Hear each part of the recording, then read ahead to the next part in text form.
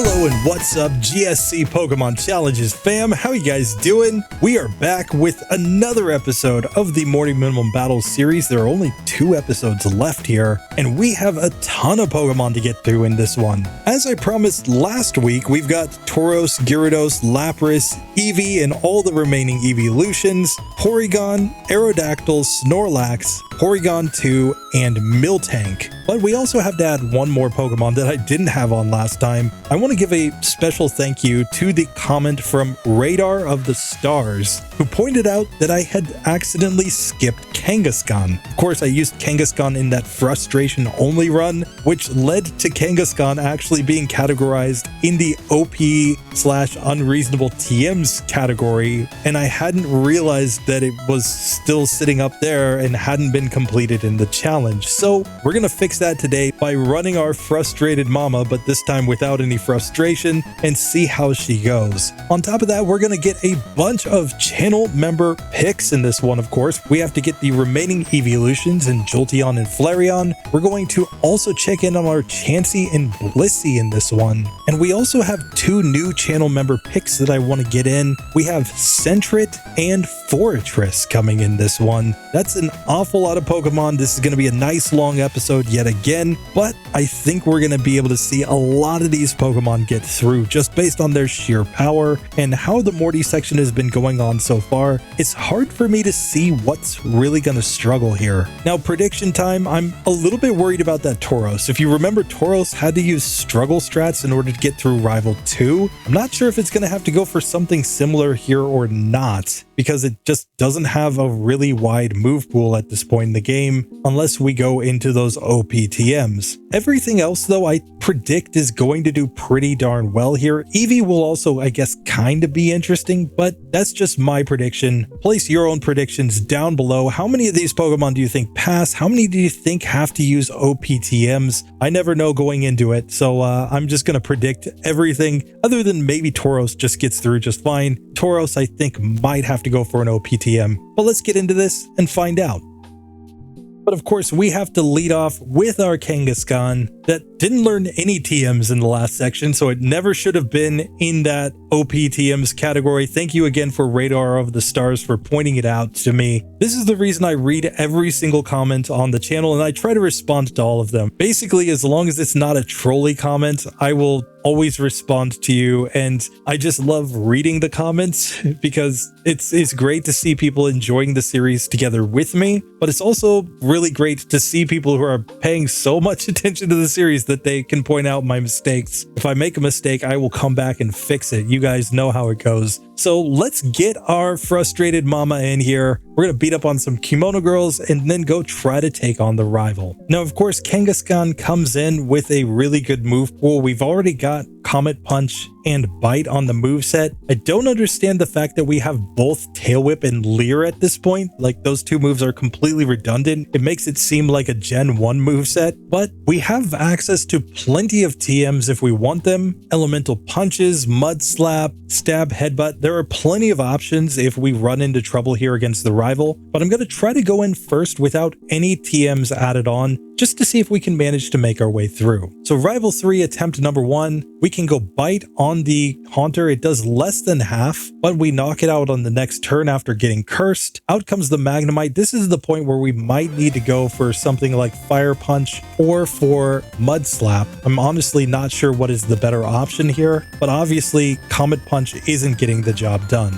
Now, because we have a much higher attack stat than special attack stat, I'm going to try to add on Mud Slap here as a way to try to get through that Magnemite. Let's just see how it goes. So once again, we're just going to stick with Bite on the Haunter. Even though it does less than half, we'll still get through on the next hit. And now let's just see what Mud Slap does on the Magnemite. This is now a 2-hit KO, so we're easily getting through that Pokemon this time. Out comes the Zubat, where we can go back to our Comet Punch, and we just barely miss the range to knock it out with a 3-hit Comet Punch, but we knock it out on the next turn. That brings out Bayleaf, where we're simply going to take an awful lot of damage from that Razor Leaf. I think if we got two really good ranges on Comet Punch, we could get through here, but it's probably better to just replace that move. And obviously the best move to replace it with here is just Headbutt. It has a flinch chance as well as being stronger than Comet Punch in basically every situation. I think outside of like a 5-hit Comet Punch, Headbutt's always going to be better. So let's just see how this goes now with this new move. So now when we get to Zubat, we can simply Headbutt here and get a 1-hit KO. Out comes the Bayleaf. We can stick with Headbutt. We're obviously hoping that we get a flinch or something here. We get a nice flinch there, and that allows us to knock him out on the next attempt. So really for the rival, just add on Mud Slap and Headbutt, and Kangaskhan is getting through that fight just fine without even going down to the lighthouse. But now the question is, are these moves enough to get us through Morty? Now it is worth noting that we can learn Surf with this Pokemon, which is technically our strongest move against ghosts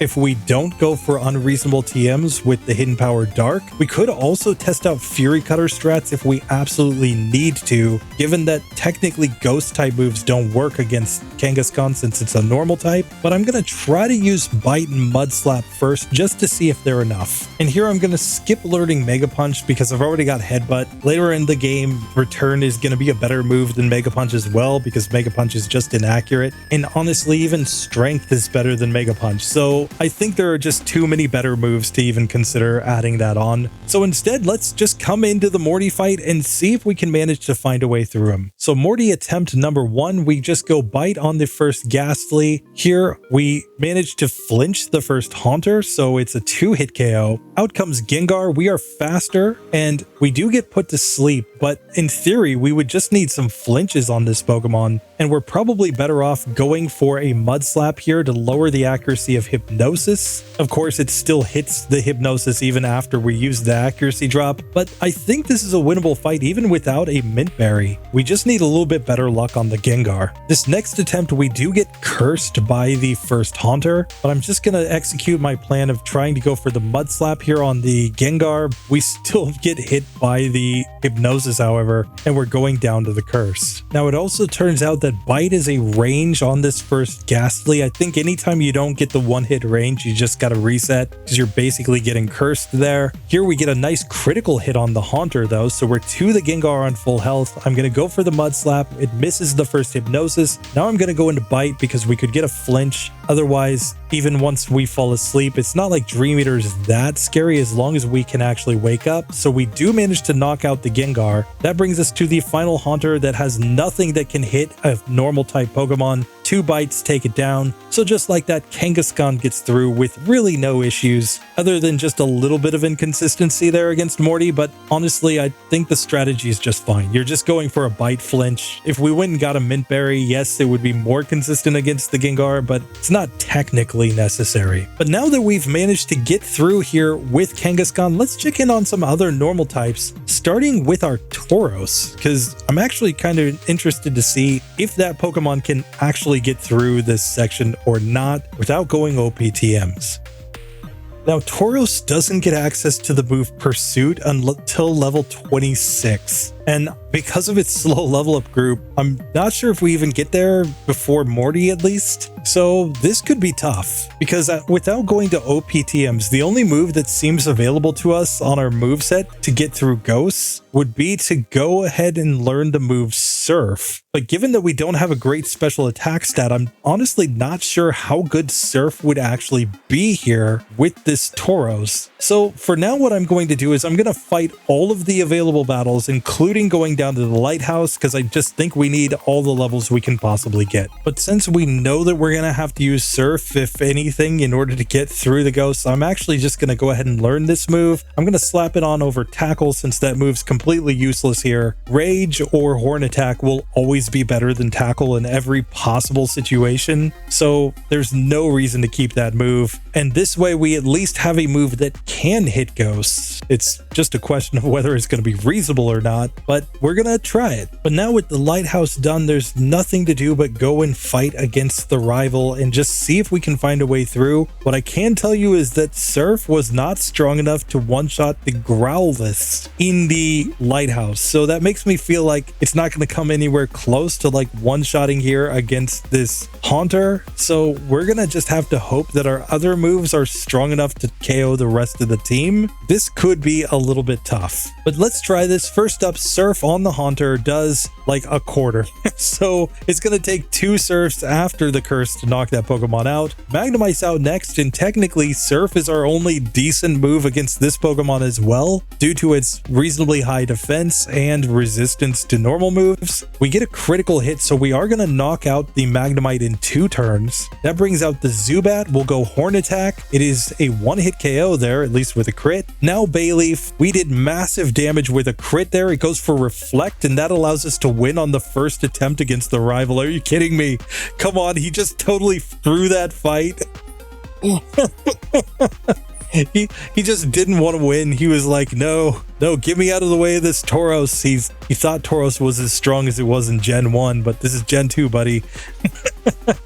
Honestly, I think Miltank completely takes it from Tauros in this one as the better cow Pokemon. But for now, we've made it into Morty's gym, so let's just beat up on all these trainers as best as we can with Surf, and hopefully we can make it to the gym leader at the end without going OPTMs. So here we do make it to Morty at level 24, so technically you could drop some rare candies here and get to level 26. We're not going to do that unless we absolutely have to. For now, let's get in here and see if Surf is somehow enough. I better make sure I have that mint berry though, because this could be tough. So Morty attempt number 1, I'm going to go Surf on the first Ghastly. It does about half, and then we get Cursed. That brings out the first Haunter, and we're on a timer at this point, so this is really not looking good. And this is a 3-hit KO on the Haunter, so there's no way we're getting through the rest of this team given these ranges with Curse already on. We're simply going to go down here against the Gengar, even if it misses all of the Hypnosises. So Surf clearly does not get the job done.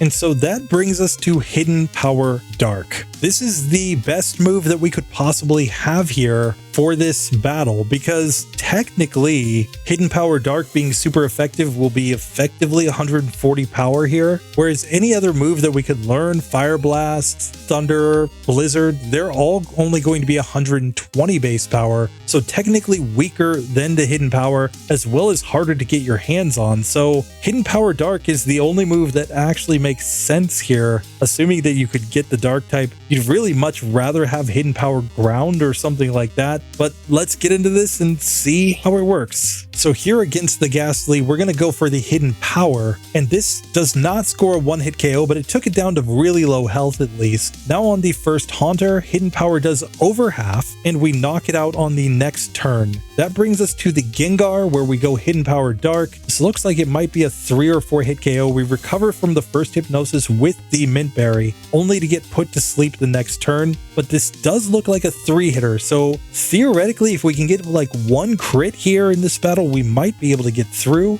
It's gonna be a little bit tough though. It's also possible that it's a range here, and we got Spite from the first Ghastly, which is perfect, so we just knock it out. Out comes the Haunter. We're still gonna stick with the Hidden Power Dark. It goes Curse, but we're going to Gengar on full health here, and so now we just need the Mint Berry to do its thing, or to get the Hypnosis misses, which is perfectly fine. So we're on half health as we go to the final Haunter. We hit it with the first Hidden Power Dark. It can't do anything against a normal type, so we simply knock it out on the next turn, and Tauros does get through, but man, that Hidden Power Dark is the only way to get it to go. Like I said, you'd much rather have Hidden Power Ground, maybe Hidden Power Ghost, but I think Hidden Power Ground makes the most sense. It would solve the issues of things like Steel types and Rock types, as well as giving you a move that's super effective against these Ghost Poison types. So now that we've seen that Tauros does get through, but it's kind of bad to get through, let's check in on its Gen 2 counterpart, Miltank, which we already know. We're going for the rollout strats, and I think that's going to be enough, but let's see.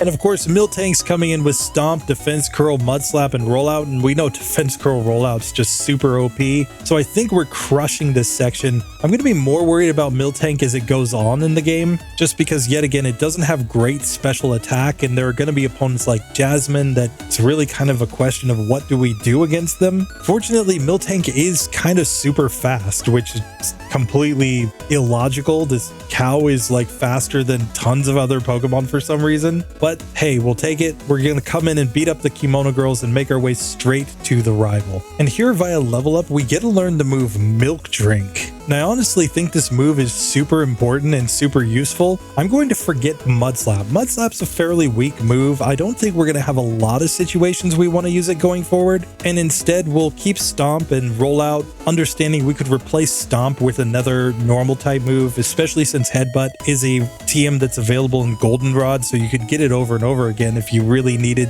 to, you know, switch out Headbutt and some other move for a specific fight. So I think this is the way to go. Milk Drink could just be completely overpowered though. One thing that I am looking forward to in future generations when I get there is the move Relearner, the ability to forget and then relearn a move on a Pokemon. That could be super good in a minimum battles challenge as long as you could get it at the right spots. Unfortunately, Gen 2 only added in a move Deleter, but not a move Relearner. Anyway, Miltank has made it to the rival, and I don't think we need to go to the lighthouse with this Pokemon. Let's just see if we completely crush him right here. So first up, because we have Milk Drink, we can recover HP. So I'm going to set up Defense Curl here first, and then we'll go for the Rollout on the Haunter. It's going to build up, so we've hit twice there. Now on the Magnemite, it's still going to be a 2-hitter, but we'll knock it out on the next turn. The Zubat comes out and gets completely destroyed, and now we're to the Croconaw, but we can simply go Milk Drink to recover our HP. And it's not like Water Gun does that much. Now we'll just Stomp on Croconaw, and we get on low health here, so I'm going to just Milk Drink up in order to get my HP back. It's a bit of a loop there, but once we get it, we can go back into Stomp here, and it's just about the range. We do get it, so just like that, we managed to beat the rival without going and gaining any extra experience. It was perfectly fine with our Miltank. And now we've got the Rollout strat, so I'm really not too worried about getting through Morty, but let's just go see if it's as easy as I think. So this time we're coming into Morty only at level 23, but I still think it's going to be enough. I'm not even going to worry about going to get the Mint Berry. Let's just see how we do against Morty himself. So Morty attempt number 1, I'm just going to lead off with a Defense Curl. We get Curse from the first Ghastly, but that means Rollout's just going to knock it out right after that. We're faster than Haunter, but we miss the Rollout and we get put to sleep. Clearly bad luck since we're faster than this Pokemon.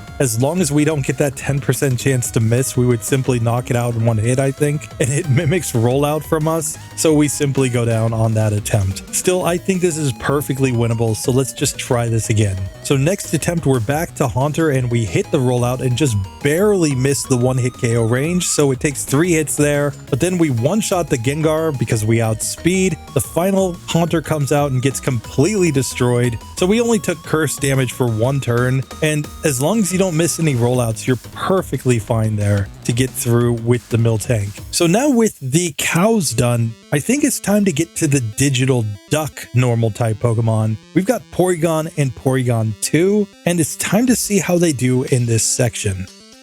Now, Porygon is coming in already knowing Psybeam, and it has Conversion 2 to make itself resistant to the opponent's move types. So in theory, we should have a decent chance here. Plus we have Agility to guarantee that we outspeed all of our opponents. So really, we might just need to replace Tackle with a stronger normal type move, and that might be all that we actually need to get through this section. But now, as good as Agility is, I decided to actually learn the move Recover over the place of it, and also to learn Swift over Tackle. This theoretically gives me a really good strategy with this Pokemon because we can use Conversion 2 to become resistant to the opponent's type, and then use Recover to just simply recover HP faster than they can actually damage us. And while yes, Agility does have some value in letting us hit first, I don't think we're actually going to need to hit first in this situation as long as we manage our strategy correctly. However, because we are very slow, we're going to need to use items like the Quick Claw here in this battle against the rival, just to see if we can manage to knock out that Haunter before it manages to curse us. So I'm going to try this. The first attempt, even if I get cursed, I'm just going to keep going, but I'm guessing that we're probably going to need to avoid curse in order to get through this one. So rival attempt number 1, he goes cursed. Psybeam does knock that Pokemon out. We don't have anything great here for the Magnemite, so I'm going to use Psybeam. It does have the chance to confuse the opponent, but then I'm going to use Conversion 2 to try to make it so that he can't damage me, at least not as reliably. Then we can recover HP here. Thundershock, of course, is going to do good amounts of damage to us though, so so I kind of want to put him in a position where Thundershock doesn't do that much, but unfortunately we're confused and we simply knock ourselves out there. Let's try this a couple more times though, just to see if we can manage a run where we get the Quick Claw to activate and use our Psybeam. So here, even when we outspeed with the Quick Claw, Psybeam is not a one-hit KO on the Haunter, so this does make me think it's worth going down to the Lighthouse, but then the Haunter gets confused and just knocks itself out in confusion, so we are through to the Magnemite with no curse on. So in theory, this should give us a reasonable chance of getting through here. Let's just see though. Now, of course, he can use Sonic Boom on us, which does fix damage even when we transform into a Steel type, so we're going to have to manage this situation carefully, but with Recover, we should be able to stay out of a KO range. So we do manage to take the Magnemite down. Out comes the Zubat. I'm just going to go Psybeam and not get the one-hitter. It's a two-hitter here, but because we're currently a quote-unquote Steel type, we're not really that affected by anything that this Zubat can do. I'm still going to knock it out quickly though. That brings us to the final Bayleaf, where I'm just going to go for the Psybeam here as it goes Reflect. In fact, I think we should recover some HP just to be safe, but we're going to resist its grass type moves here, so we're not actually taking that much damage thanks to the Steel typing from conversion 2, and it can't do anything to stop us from taking it down.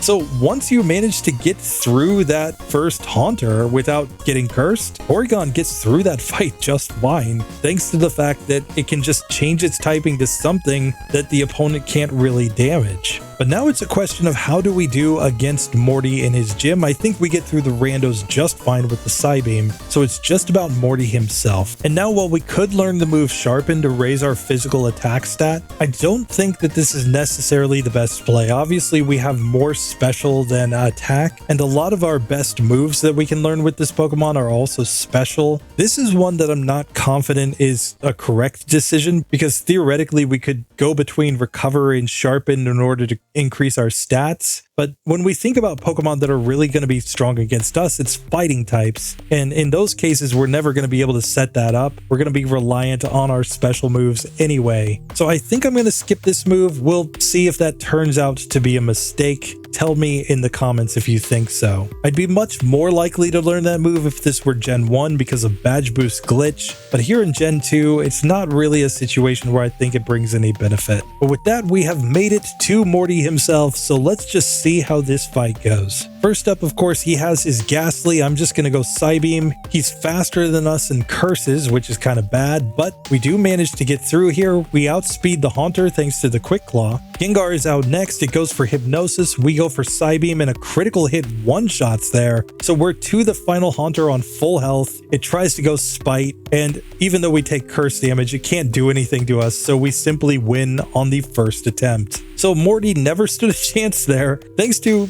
kind of a lucky critical hit, but still, we'll take it. Porygon is moving on in this challenge. So let's see if Porygon 2, the upgraded version, also completely crushes here. I'm pretty sure it will because we just got through with Porygon. In fact, I think I did these out of order, but hey, maybe in the final video they'll be swapped around. So yeah, let's get to Porygon 2.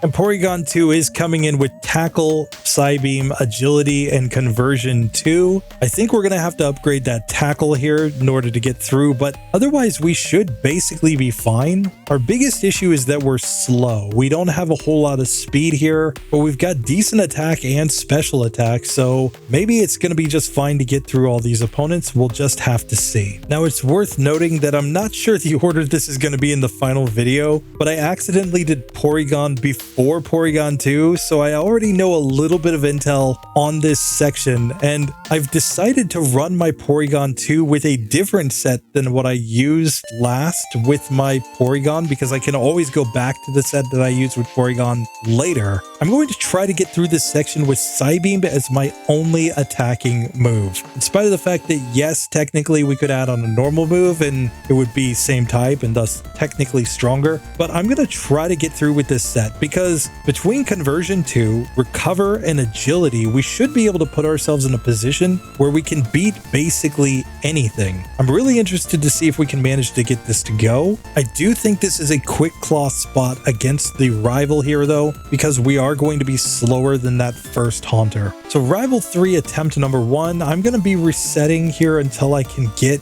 a good run against the Haunter, but let's at least just try to see what we can do with Conversion here. Unfortunately, we just get knocked out there. I think we need a run where we don't get cursed, and I'm not sure if we can manage to one-shot the Haunter if the Quick Claw activates or not, so we're just going to reset a few times for this. Now, when we outspeed, it turns out that this is not a one-hit KO on the Haunter, so it still curses us, and in that case, I think we need to go to the Lighthouse. We'll gain a couple levels, and those 2 levels might make the difference against that Haunter. So now that we've completed the Lighthouse, I'm going to come back here and try to get the Quick Claw to activate on the rival and see if we can manage the one-hitter now on his Haunter. We get it on the first attempt, and it does in fact one-shot here, so we managed to get to the Magnemite on full health. Now I'm going to set up 1 agility here just to make sure I outspeed the rest of the team, and here, sure, he can use moves like Sonic Boom on us, but we can technically make ourselves immune to that by just using Conversion 2 in order to become a Ghost type. And so now, sure, he'll go Thunder Shock on us, but it's not going to do that much damage. And as long as we can avoid hitting ourselves in confusion, we can get through that Pokemon now. Because we used Agility, we're already going to be faster than everything as well. So Zubat's a one-hit KO. We can now get to the Bayleaf, and it goes Growl, which means nothing to us. Razor Leaf isn't going to do much to us either, so we're simply going to be able to knock this Pokemon out with no issues. So just like that, we do in fact manage to get through that fight. Now we could learn Defense Curl here. I don't think we need this move. I think our other moves are basically fine at this point. Defense Curl is of course a TM later on if we do decide to learn it, but for now I think we're perfectly fine with our moveset as is. And now we can move on to Morty. We have a super effective move. We're a little bit faster than Porygon, though not as fast as the Bovines that we had previously. So we're gonna have to see how this goes. We of course make it to Morty with no issues, so let's just see if we can manage to beat him. Honestly, we might need to use Agility here. I'm not sure. I'm going to try it one time. Agility first, just so that we're faster than everything. Then we can go Psybeam on the Ghastly to KO it. Out comes the Haunter. We just go Psybeam and get a one-hitter there. We're going to be faster than Gengar, I think, thanks to the Agility. So we just go Psybeam. It does over half. He misses a Hypnosis, so that's an easy KO. And that brings out the final Haunter, which we just one-shot. So Porygon 2 has no issues getting through that fight, especially with Agility. You only need 1 miss from the Hypnosis there, so if you were to simply put on a Mint Berry, you'd be guaranteed to win that fight 100% of the time with this moveset. And the idea here is basically that Psybeam, while it's not going to be the ideal move for everything, could be pretty good for long stretches of the game at least. And if we ever need to add on a special move, something like Thunder or Blizzard, those moves are going to be plenty strong with this Pokemon as well. And we can always just go for physical moves like Swift, like Return later on. We'll learn Tri-Attack via level up eventually. And honestly, those could be good strategies with this Pokemon. We'll just have to see, but for now we do manage to get through and we can move on in the game. But we have one more normal type to test out that's legitimately in the running. It's time to look at our Snorlax and see how the absolute legend of Gen 2 does in this section of a Minimum Battles series.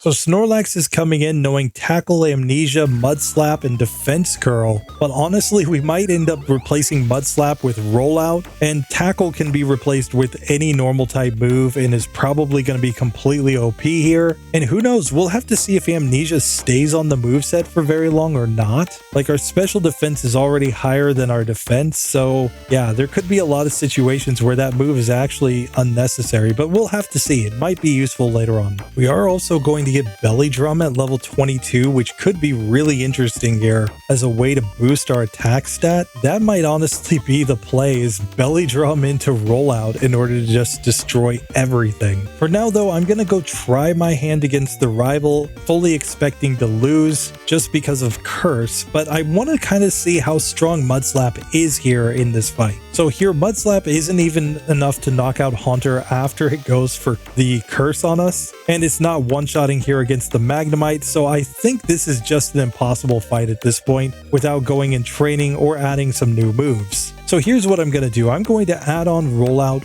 right away over Mudslap because I just think that move is basically useless at this point. Like, I'm pretty sure Fire Punch, even with our lower special attack stat, will still be better than Mudslap when we get to Jasmine. So I'm not too worried about keeping Mudslap here. I'm also going to replace Tackle with Headbutt just to have a stronger move there so that hopefully we can take out the other Pokemon faster. So let's see how this goes now. So here what I'm going to do, I'm going to set up my Defense Curl and then go for the Rollout. And of course we miss Rollout so we don't get to see the range. Finally, when we do hit it, we can see that it's going to take 2 Rollouts to knock out the Haunter. Magnemite also just barely survives, so we simply go down. Still, that was kind of bad luck, but I think we just need to go gain some extra levels here down at the Lighthouse. And maybe we'll get the ranges to simply then one-shot against those Pokemon. So let's test it out. So after the Lighthouse, we've gained 1 level, but that might be enough to make a difference here. So let's try the rival now. Once again, we're going to go Defense Curl first, and then go into Rollout on the Haunter, and we do knock it out with the first Rollout there. Now on the Magnemite, we've only set up 1 Rollout before this, so we don't do quite as much damage, but we do knock that Pokemon out. We get a bite from Zubat that simply knocks us out after we missed our Rollout. Let's try this one again. And the biggest thing here is that we've got to avoid things like confusion in order to have a chance of getting through this fight. So here we do knock out the Zubat. We get to learn Belly Drum, and I'm going to go ahead and learn this move over Amnesia, just because I think Belly Drum, Rollout, Defense Curl could be overpowered, Belly Drum plus Headbutt could be overpowered, and eventually we're going to learn Rest, which could pair very nicely with Belly Drum and maybe give us a decent chance of getting through some really tough fights. For now, Bayleaf goes for the Razor Leaf, but it's not enough. We still had 1 more turn of Rollout, so we just one-shot it, and that is enough to get through the rival now at level 21. And now I think the strategy against Morty is going to be Belly Drum into Rollout. We're just going to have to dodge 1 Hypnosis, I think, because like after the Curse, we're not really going to care. None of the other Pokemon can damage a normal type Pokemon, so this should be pretty darn easy. So honestly, I think the only way we lose this fight is if we miss a Rollout at an inopportune time, or of course if we get Hypnosis and we stay asleep for a massive number of turns. We can just put a Mint Berry on, and that should solve that problem though. So let's get into Morty and see if this works out. So sure enough, against the first Ghastly, it goes Curse, I go Belly Drum. We're going to take some Curse damage here, but that should be fine as long as we actually hit Rollout. We're down to 1 HP, but we managed to knock out the Haunter. Out comes the Gengar. It hits the Hypnosis, but we wake up. Rollout is a 1-hit KO. We level up to level 25, and we hit the Rollout on the final Haunter. So we beat Morty on the first attempt, albeit on very low health. Didn't matter. We still managed to win. So just like that, Snorlax has gotten through. That does it for all of the legit normal types that are still left. But now we need to check in on some channel member normal types. We've got our brand new Sentret, and we've got Blissey and Chansey. So let's get into those, starting with Sentret and just see how they go. So first up for our member picks, we have brand new member Bruins Girl 33 who requested Sentret with a very special moveset that's going to be kind of interesting to try to get through here.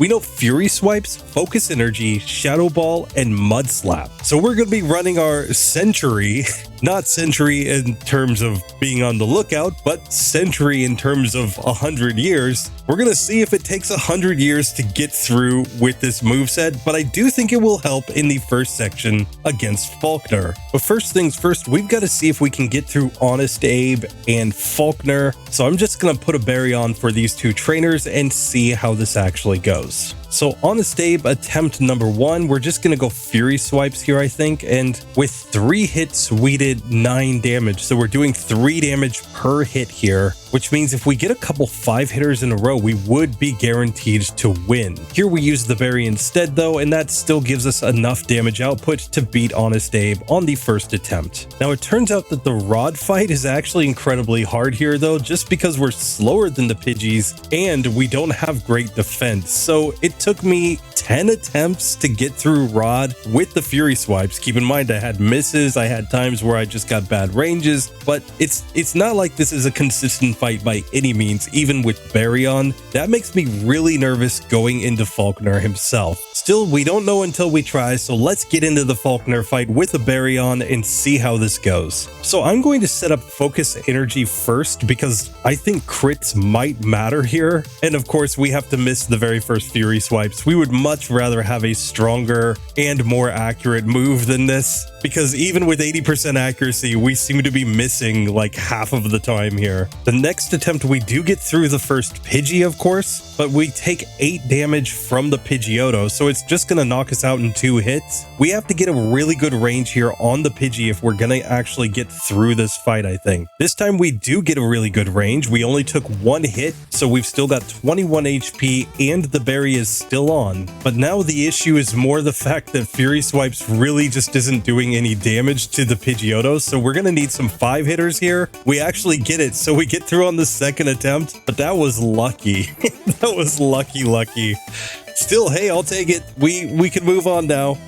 Let's go ahead and see if we can get through Rival 2 and Bugsy. And here, just against the first rocket in the Slowpoke well, it's pretty clear that Fury Swipes is not really getting us through this fight. Like, it's not impossible to get through. It's just incredibly unlikely given the fact that he's using Quick Attack, which is 100% accurate, and he tail whips us so that we have lower defense. So I think this is the spot to try Swift here and just see if it gives us a better range. And Swift is going to guarantee that these Rattatas are 2-hit KOs. We just missed the range with a crit there, but this is clearly possible at this point. We probably just need to throw a berry on. Fortunately, we don't have too much randomness after learning Swift, so we are able to get through the rest of the Slowpoke well, but this is not looking good. I'm not sure if we're actually going to be able to get through both Bugsy and Rival 2 with this moveset. Now, after beating the 2 randos inside of Bugsy's gym, we have made it to level 13, but we're coming in here with only 15 speed, so we're basically slower than everything. But I'm just not sure if we're going to survive against the Bayleaf, and I'm not sure if we can survive against the Scyther, so this is going to be a little rough, but I'm going to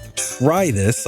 I'm definitely giving berries for all of these. Even though I'm doing this in just one go, we always know that we could just save, come back a different day, and get more berries, so I think the berry is required here. I'm going to try Rival number 2 first, given the fact that the Ghastly cannot damage a normal type Pokemon, and then we're just hoping that Swift will be enough to get through the rest of the team. So first up, what I'm going to do is use Focus Energy here. We don't really care if he goes Hypnosis because we're eventually going to wake up and take no damage. And once we use Focus Energy, now we will try to use Shadow Ball in order to knock out this Ghastly. We don't really care about losing PP in Focus Energy because you can only set it up once per battle. Here, Shadow Ball does the trick of knocking out that Ghastly, fortunately. Now against the Zubat, Swift is the stronger play. Both of our moves are physical here. We get a nice crit there and knock it out in 2 turns. We get to level 14. Out comes the Bayleaf, and here it misses the first Razor Leaf, but Razor Leaf does massive damage with a crit here. So I think we have to lower this Pokemon's accuracy in order to get through, and we just simply couldn't survive that first attempt. So this one's probably going to come down to some really timely crits, which is why we're going to have to use Focus Energy here, and it's probably not going to be consistent no matter how we do it, but we're just going to have to reset to find out. And the real killer here is the fact that we're slower than Bayleaf. We've found in every situation where we tried to set up Mud Slap strats in order to get through this Pokemon that it doesn't really work when you're slower, because accuracy isn't that strong in Gen 2,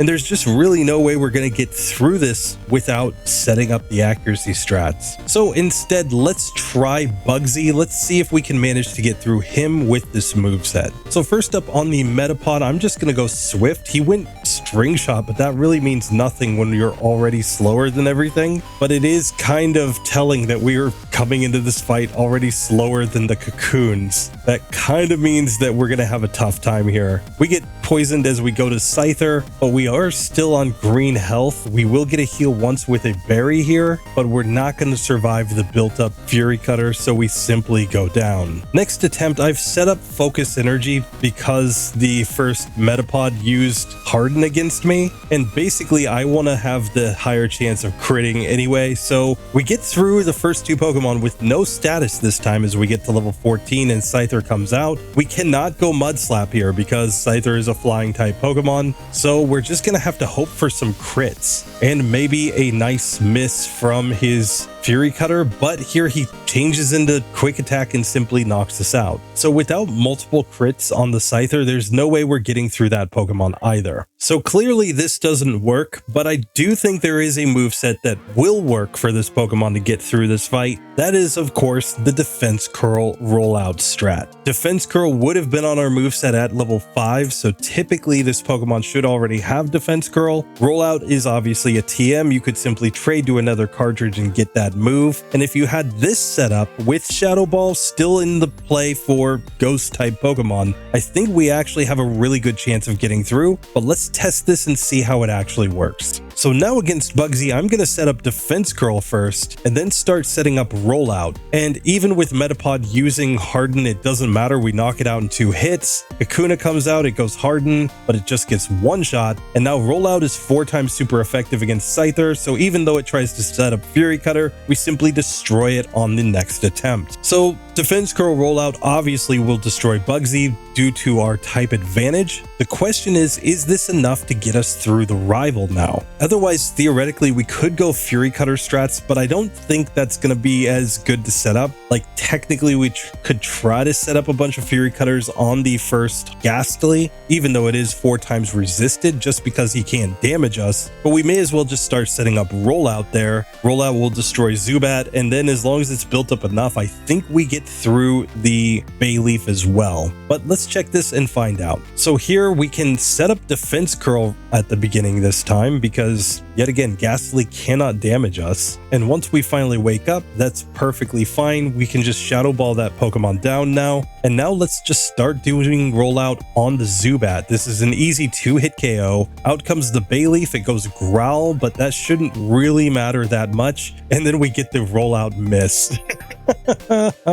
Oh, he still had to destroy us even when we're using the most OP strat. So let's try this one again. And here it's probably better to start doing Rollout on the first Ghastly and just hope that we can get a Hypnosis miss here. We don't get it, but we wake up immediately from the Hypnosis, so we just knock it out on the next turn. That means we have 1 Rollout already set up when we get to Zubat, so it's an easy 1-hit KO. On Bayleaf, we have 1 more Rollout, but we still miss on the Bayleaf twice in a row. So we're just getting terrible luck here with our accuracy. I think when we actually manage to hit Bayleaf, we're gonna be able to win. So once again, back to Bayleaf. We actually hit Rollout this time. It does well over half, and then we knock it out on the next turn. So it's still not consistent here against rival number 2, but Defense Curl Rollout is the best strategy that we can use with this Pokemon here. And I don't think we need to go back and like replay the whole first section because obviously Defense Curl Rollout would have been better on Falkner's gym. We could still have Swift to deal with the Rocket Grunt that was giving us trouble at the beginning of Slowpoke well, and we would expect that Defense Curl Rollout is enough for all the other Rockets in there. So there's really nothing that we've beaten so far that we wouldn't have been able to beat by using this strategy instead. And we already know that Rollout strats are really good against Whitney, so this is already basically an optimal strategy for this section of the game, at least in my opinion. And let's just see if it continues to absolutely crush, even with a Pokemon as weak as Sentret. And on the first attempt, we actually lost to Scary Carry, so this is definitely not seeming like a guaranteed victory. It's Still, I'm gonna test it out. Let's see if we have to set up a bunch of defense curls and hope for some luck on the first Clefairy. I'm honestly not sure, but let's try. So Whitney, attempt number 1. I think there's nothing to do but defense curl off the bat. We can see Double Slap is doing 5 damage per hit. So I set up a couple and then it hits a dynamic punch. Come on. So we get completely destroyed on the first attempt. Let's try this one again. And sure enough, we get to Miltank and just get stomped down. So I think we have to go for the Quick Claw first, because it's possible that we could just build up enough on the first Clefairy that we're just able to then destroy the Miltank. Otherwise, we're going to have to really hope for some bad Metronomes from the first Clefairy, or maybe that's where a Goldberry comes in order to heal up enough that we can actually set up a bunch of defense curls before we get to the Miltank. So we get to Miltank and we hit Rollout and get the one-hit KO in spite of the fact that we once again got hit by a dynamic punch from the Metronome Clefairy. We managed to get through Whitney as soon as we actually hit a Rollout on that Miltank, which is ridiculous, but that's how powerful the move is. Clearly, there's a reason why the normal gym specializes in using a rock type move. And with that, we have finally made it to the Morty section with this Pokemon, and I'm not super confident here. I think if we get to Morty, we'll be perfectly fine with Shadow Ball, or at worst, the Defense Curl Rollout strats. I'm more worried about the Rival 3 fight, which could be really tough here. We're just gonna have to see. Fortunately, we do get through the Kimono Girls. Now, I'm not sure if we're gonna be able to beat Rival 3 right away, at least. I'm gonna try him before I go down to the Lighthouse just to see, because who knows, maybe a Quick Claw with Shadow Ball is all we actually need to get through the Haunter, and after that, maybe we have just smooth sailing. We'll have to see if it actually can work out though. I think Magnemite could be a problem here. We do technically have Dig in the bag though, so that could be our strategy for getting through there. We could easily forget a move like Fury Swipes in order to learn Dig, just because of the fact that it would give us a solution to that Pokemon. We've got Headbutt if we ever need it. Still, I'm going to try once with my moveset as is. Let's just see if this can work. So first up, of course, we've got the Haunter. It goes Curse. We use Shadow Ball and just knock it out. Out next comes the Magnemite, and I may as well just try Rollout here just to see what kind of damage we do, but of course Curse plus Sonic Boom is way too much for us there. So I'm not going to mess around. I'm going to go ahead and just learn Dig over Fury Swipes, because yet again, I think this is a reasonable strategy and there are better normal type moves for us to learn later on anyway, but let's just see if it can work. Here, when we do use Dig, of course, it's a one-hit KO on the Magnemite. Now we can go into our Rollout on the Zubat. Of course, we have to get confused though, and that basically means that we're done on that attempt. And we still haven't seen if the Quick Claw activates what kind of range we get on the first Haunter, so I'm going to be resetting for that as well. And here we can see that Shadow Ball is not a one-hit KO here. This could be a situation where going to the Lighthouse and gaining 2 levels does make a difference, but here we're getting cursed either way unless we get a crit there, as well as a Quick Claw, which I said before, I won't reset for that level of luck. So I'm going to go to the Lighthouse now, just gain those 2 extra levels just to see if it will make a difference on that range against the Haunter. So back again at level 23, let's just see if it makes any change. And here we can see that Shadow Ball does not get a one-hit KO even after gaining a couple levels. We missed it by 4 damage. I'm not sure that there's a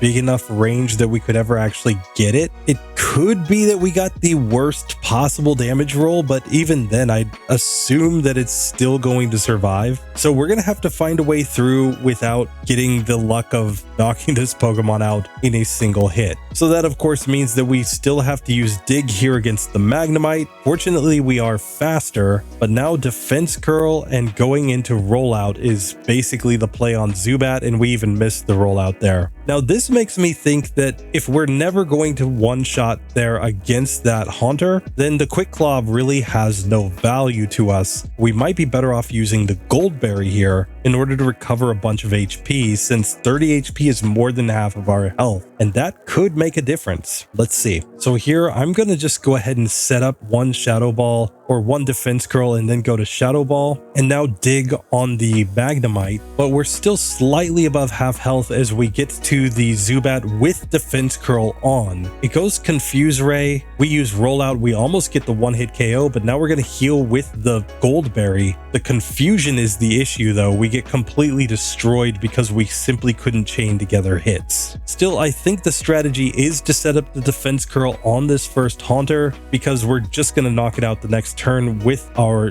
Shadow Ball, and now we can go dig and easily knock out the Magnemite, and we're always going to get to the Zubat with 30 HP remaining with this setup, and then we're just hoping not to get confused. Here we do manage to survive and knock out that Zubat, but then Razor Leaf from the Bayleaf just simply destroys us. So who knows, maybe it's better to not even try to set up the defense curl and just get to that Zubat with as much HP as possible. So in this case, I'm going to once again set up Rollout since it's going to be a 2-hitter here anyway. We don't get confused, but we get the Rollout miss, and I think that's an auto reset. And considering that we can also flinch here and be confused, I mean, there are so many ways to lose here on the Zubat. We do make it to Bayleaf. It goes for Reflect though, and we simply didn't get a chance to even see the range because we simply hit ourselves in confusion. So I think we're resetting for an attempt where we get no flinches and no hitting ourselves in confusion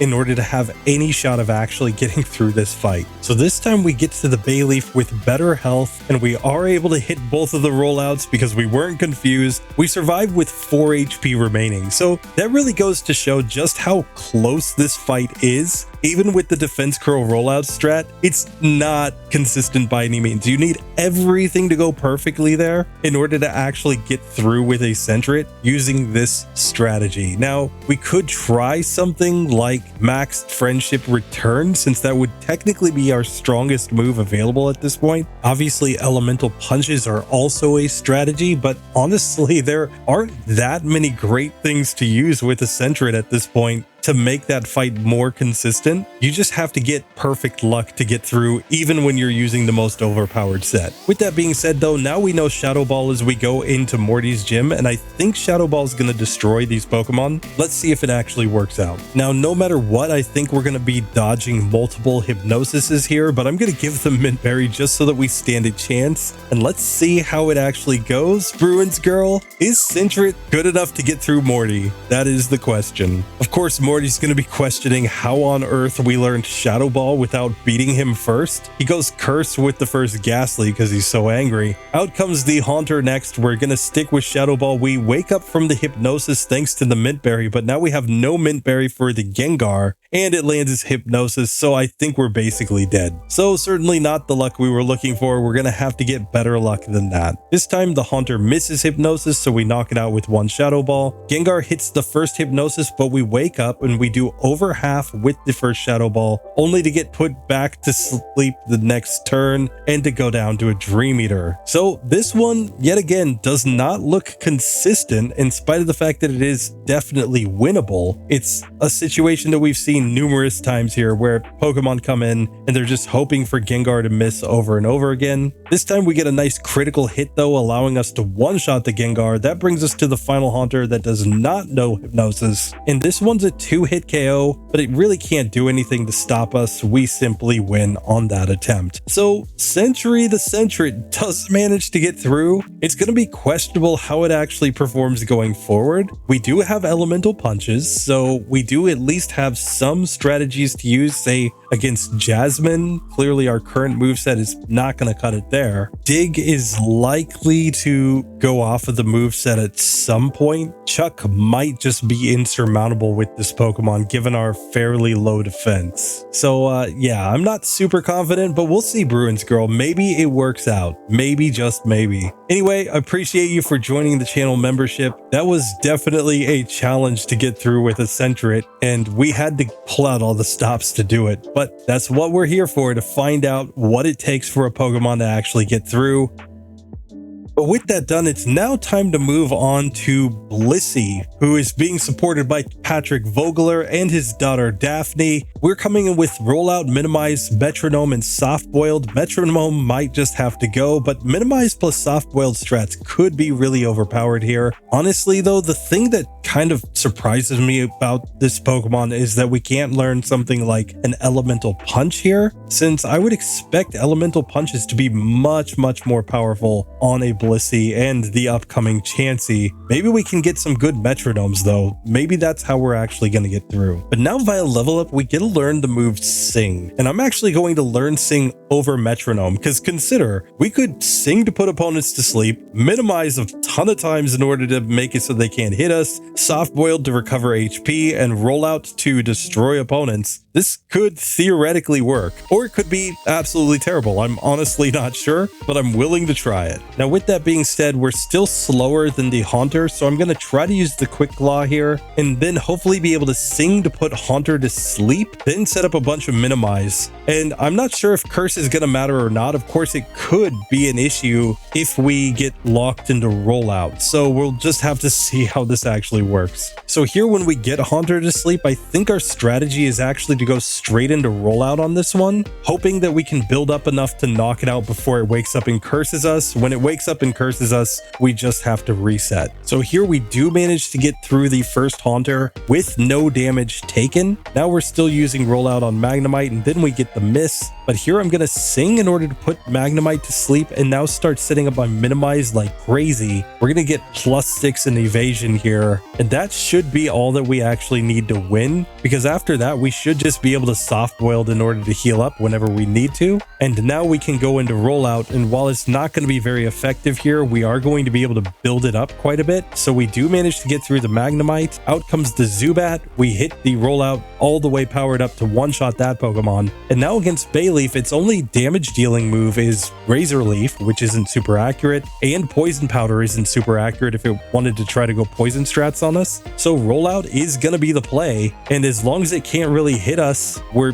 basically fine. And it's not like Razor Leaf does that much because of our high special defense. So once we get here, I think we're basically good to go. We either build up the Rollout enough to knock it out, or we can just heal up with the Soft Boiled over and over again. So the Rival really isn't that bad once you manage to get that first Haunter to sleep and then roll out enough times to knock it out. That does, of course, leave a pretty big question mark here for the Morty section though, because we're not super fast and we're not very strong, so we're gonna have to hope that we can find a way through here. So it took a little bit of doing, but I was able to get through all the randos in the gym without going down to the lighthouse. Now it's a question of, can we get through Morty as we are? We're coming in at level 26. I think we'd gain 1, maybe 2 more levels by going down to the lighthouse with a fast level up Pokemon. But really, I guess that the Quick Claw is the best item for us here. We're just going to set up a ton of Minimize at the beginning, hopefully after putting the first Ghastly to sleep. And that's going to be our strategy to hopefully be able to avoid the Hypnosis. Fortunately, we are faster than the first Ghastly, so we can sleep it pretty easily. It wakes up immediately and goes Curse though, which is not what we wanted to see. Still, I'm going to set up a bunch of Minimize here, and then we can just use Soft Boiled in order to heal up. And now I guess there's nothing to do other than go for Rollout and hope that we start sweeping through some Pokemon. It's going to take 2 Rollouts to knock out the Haunter. We make it to the Gengar. It misses Hypnosis and we do one-shot there. Now we could learn Egg Bomb via level up, but I'm going to skip this move. I don't think we need Egg Bomb. It's not very accurate, and it's a physical move anyway. So now that we're on the final Haunter, I'm going to heal up with Soft Boiled. I'm going to make sure I get all the way back to full health. And now let's go back for the Rollout and see if this can build up enough. It mimics Rollout and it's going to use it, but we faint due to the curse with this Haunter still having 5 HP. We would have needed 1 crit there with one of our Rollouts to get through, but it's pretty darn close. So I think I'm going to go to the lighthouse, gain a couple levels, and that should put us in a better situation when we get back there. But sure enough, after the lighthouse, we're coming back at level 28, so we're going to be a couple levels higher as we start the battle against Morty. Maybe that makes a difference somewhere in the ranges. We'll just have to see. Still, I'm going to reset anytime I don't manage to put the first Ghastly to sleep, because I think there's just far too much likelihood that we simply lose once we're cursed here. I think we really only need like 1 or 2 Minimizes for it to make sense, and then we just go into the Rollout and knock out the Ghastly, this time with no curse on. We knock out the Haunter in a single hit. Out comes the Gengar. We just need to avoid a Hypnosis. We get a Quick Claw. That's perfect. So we simply knock that one out with no damage.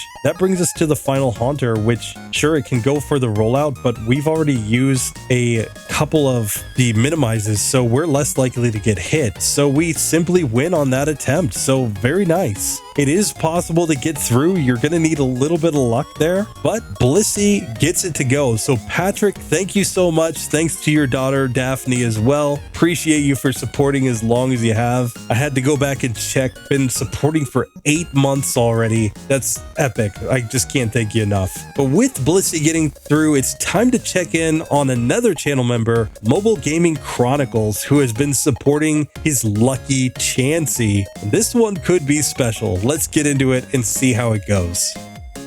And we're coming in with a very similar moveset with Lucky the Chansey. Rollout, Growl, Metronome, and Soft Boiled. I think we're going to need to change up our moveset here though pretty quickly. We get Minimize at level 23 with Chansey, and Sing doesn't come in until level 29. Blissey not only gets better stats but moves earlier, but I think this one might have to just go for the OPTMs in order to get through. Still, let's try it with some Metronome strats and just see how it goes. And now, after beating all the Kimono girls, including a nice horn drill on the Vaporeon, we're going to go ahead and learn the move Minimize over Growl. I think this is the best play. We're going to be using that to help us get through Morty at the end at the very least. But since we already know that Blissey went down to the lighthouse in the previous run, I'm just going to go down to the lighthouse right now with Chansey as well, because if Blissey with better stats was struggling here and it had sleep, I think we're going to have an even harder time getting through with our Chansey as it is right now. And going through the lighthouse has us coming into the rival fight at level 24. So this is effectively as high as we can get without using rare candies. I'm definitely going OPTMs before we go rare candies here. Let's just see if there's any possible way for us to get through this fight. We're obviously going Quick Claw, but we're also going to be going for some Metronome strats. So this could be really, really bad, but let's just see. So first attempt against the rival, we used Drill Peck, and now we're using a bunch of other moves like Lock On and whatnot.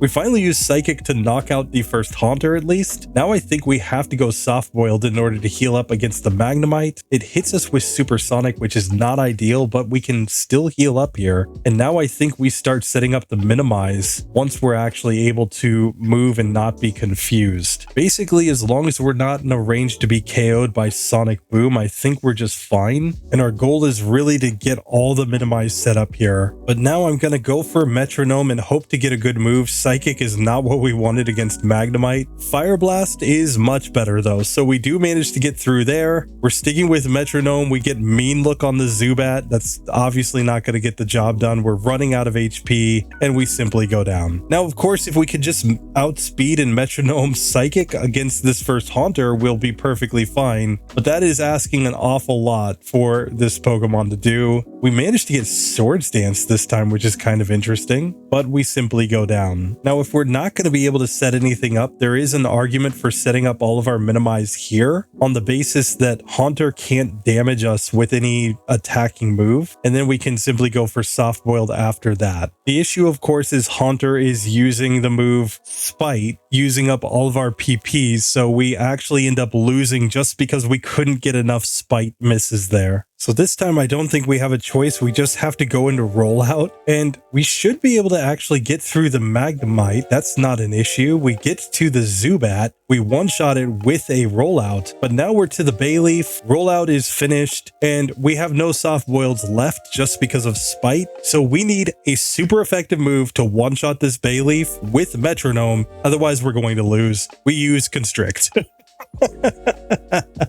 Oh, that was terrible. So yeah, I think this moveset simply doesn't work. So what could we learn instead in order to make this actually a somewhat possible battle? I think it's time to go all in on OPTMs here, but we'll start with just one. I'm going to start off with Fire Blast. Fire Blast will be super effective against the Magnemite and super effective against the Bayleaf, meaning that we just have to use Rollout on other things, or maybe we just go Fire Blast the whole way. I'm not sure. Let's see how this actually works. So first thing I want to see is if we actually hit Fire Blast, does it just knock out the Haunter? It does not. It will take 2 hits from Fire Blast to get through Haunter there, so we're probably stuck using Rollout on Haunter if I have to guess. So I will go for some minimized strats here and yet again just try to get all the minimized set up so that I can then go into soft boiled to heal up and then just use rollout to take this Haunter down. That is my strategy. It's not ideal by any means, but I think it's the best that we've got. The problem is that we just didn't have enough health on that attempt. Now it's worth noting on that previous attempt where we got through to the Bayleaf, we'd actually used Metronome in order to use the move Defense Curl, so our rollout was stronger than it is in this one, and that means that we're having trouble just knocking out the first Haunter with it. So then we get confused and we simply go down. So here if we go one Fire Blast and then go into rollout, we can knock out the Haunter. That brings us to Magnemite, and we're actually kind of hoping for a rollout miss. We can't hit ourselves in confusion, otherwise we'll simply go down. So we've got to get the luck where we get like a rollout miss on the first Magnemite there, so that then we can go into Fire Blast to knock it out. So here we do get the rollout miss that we were looking for. We can use Soft Boiled one last time, and now I'm going for Fire Blast here to knock out this Magnemite. We have to go back to rollout on the Zubat though, because we don't have any other moves. It hits us with the Confuse Ray.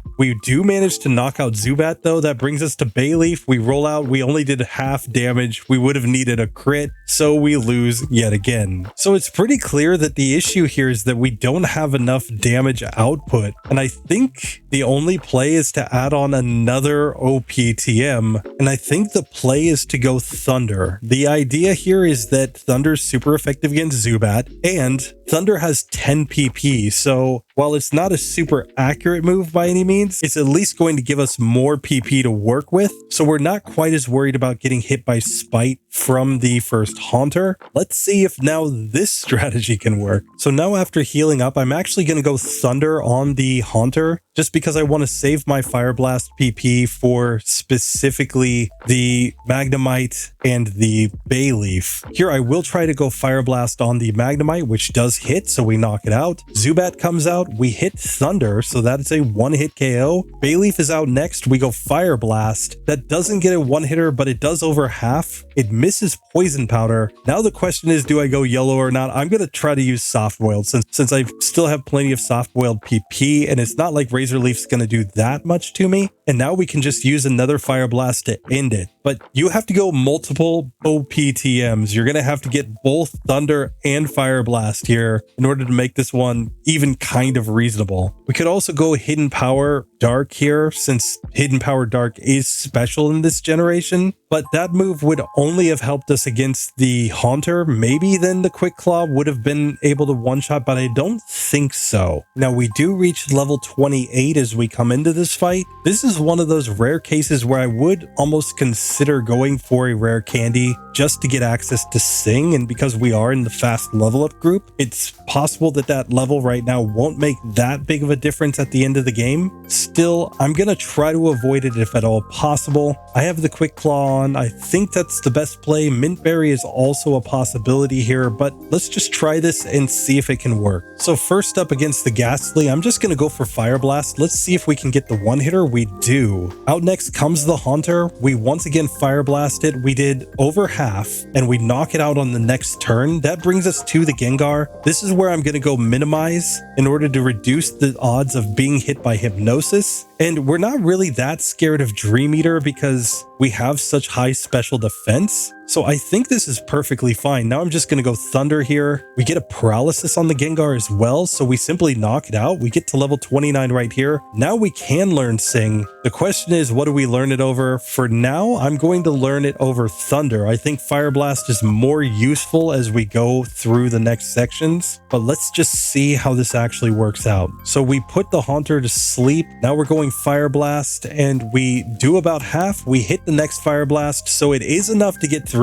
Man, oh man, Chansey is rough to get through this section though. It does work out, and like I said, I think Fire Blast is the play in the next section just because of all of the special moves that we can learn. It's at least neutrally effective against 2 of Price's Pokemon and super effective against the Piloswine. It's going to be super effective against all of Jasmine's team, so we probably take on Jasmine first here. And then against Chuck, we're probably going to have to switch it up and go to Thunder at that point if I have to guess. But yeah, this whole section could just be a how many times do we actually have to learn all of the Game Corner TMs with this Pokemon sort of section, which is just insane to think about. But it's really the only strategy that's available that's actually viable with this Pokemon. And it all comes down to the fact that Chansey doesn't learn elemental punches. So yeah, Mobile Gaming Chronicles, we're going to have to see how it goes. I know you posted something about beating the game with the Chansey, but it looked like it was terrible. I'm not sure I have enough time to sit here and reset, at least in this series, with a metronoming Chansey to try to get through. So yeah, this one could turn out to just be impossible in the next section. We'll just have to see. We might even have to slap on a move like Psychic or Dream Eater, especially Dream Eater with the logic of being able to heal up off of that move. Could be useful. We'll just have to see though. Anyway, for now, we have gotten through with these 3 channel member picks and we are ready to move on in our challenge. And with that section done, we're going to look at our water types. Of course, we've got Gyarados, Lapras, and then we've got Vaporeon, which will lead us nicely into the evolutions. Let's see how all these Pokemon go. I honestly expect pretty much everything to get through other than maybe Eevee. Eevee's the one I'm really worried about. We'll just have to see. But let's dive in first to the water types, starting with Gyarados.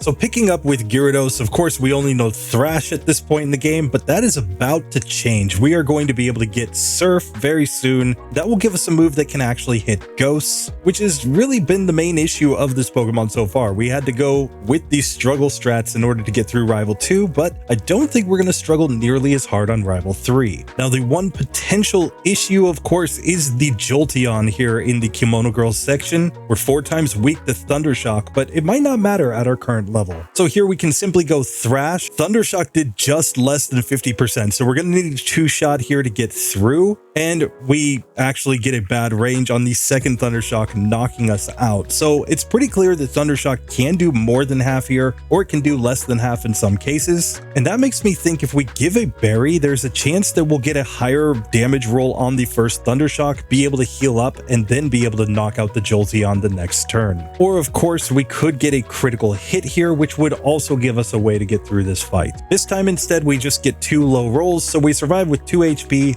allowing us to win and get to level 20. We also learn Bite right here, but I'm not going to hold off. I'm going to add on Surf since it's our only available water type move that is same type. We know we're going to need this move when we get to Jasmine later on, so I think this is actually just a no-brainer with our Gyarados. So with that, I'm just going to go try my hand at Rival number 3, where I expect that between Bite and Surf, we should be able to find a way through this, but let's just see if it actually works out. So Rival 3 attempt number 1, of course, he leads off with Haunter. I'm going to go Surf first, and that did only about half. So Bite could flinch the Haunter and allow us to get through. That could be a different strategy, but for now, we're just going to continue even with Curse on. Let's just see how this goes against the Magnemite. Surf here is not quite a one-hitter. It's very close, but we're not going to get the range. So this might be a situation where we need to go to the Lighthouse to get 1 additional level. I'm still going to try this a couple times with Bite just to see if we can get a better range on that first Haunter though. This time we get licked by Haunter and paralyzed, but of course that means that it can just curse the next turn. So we're pretty much guaranteed to lose this attempt. This time we get licked with no Bite from Haunter though, allowing us to knock it out in 2 hits. So that brings us to Magnemite with no curse on, and Surf of course will not get a 1-hit KO, but it tries to go Supersonic, which misses, so we take no damage there. That brings out of course Zubat. Here I think we can go Thrash, and that's going to bring out Bayleaf, which only has neutrally effective moves, and Thrash is doing a lot of damage, so we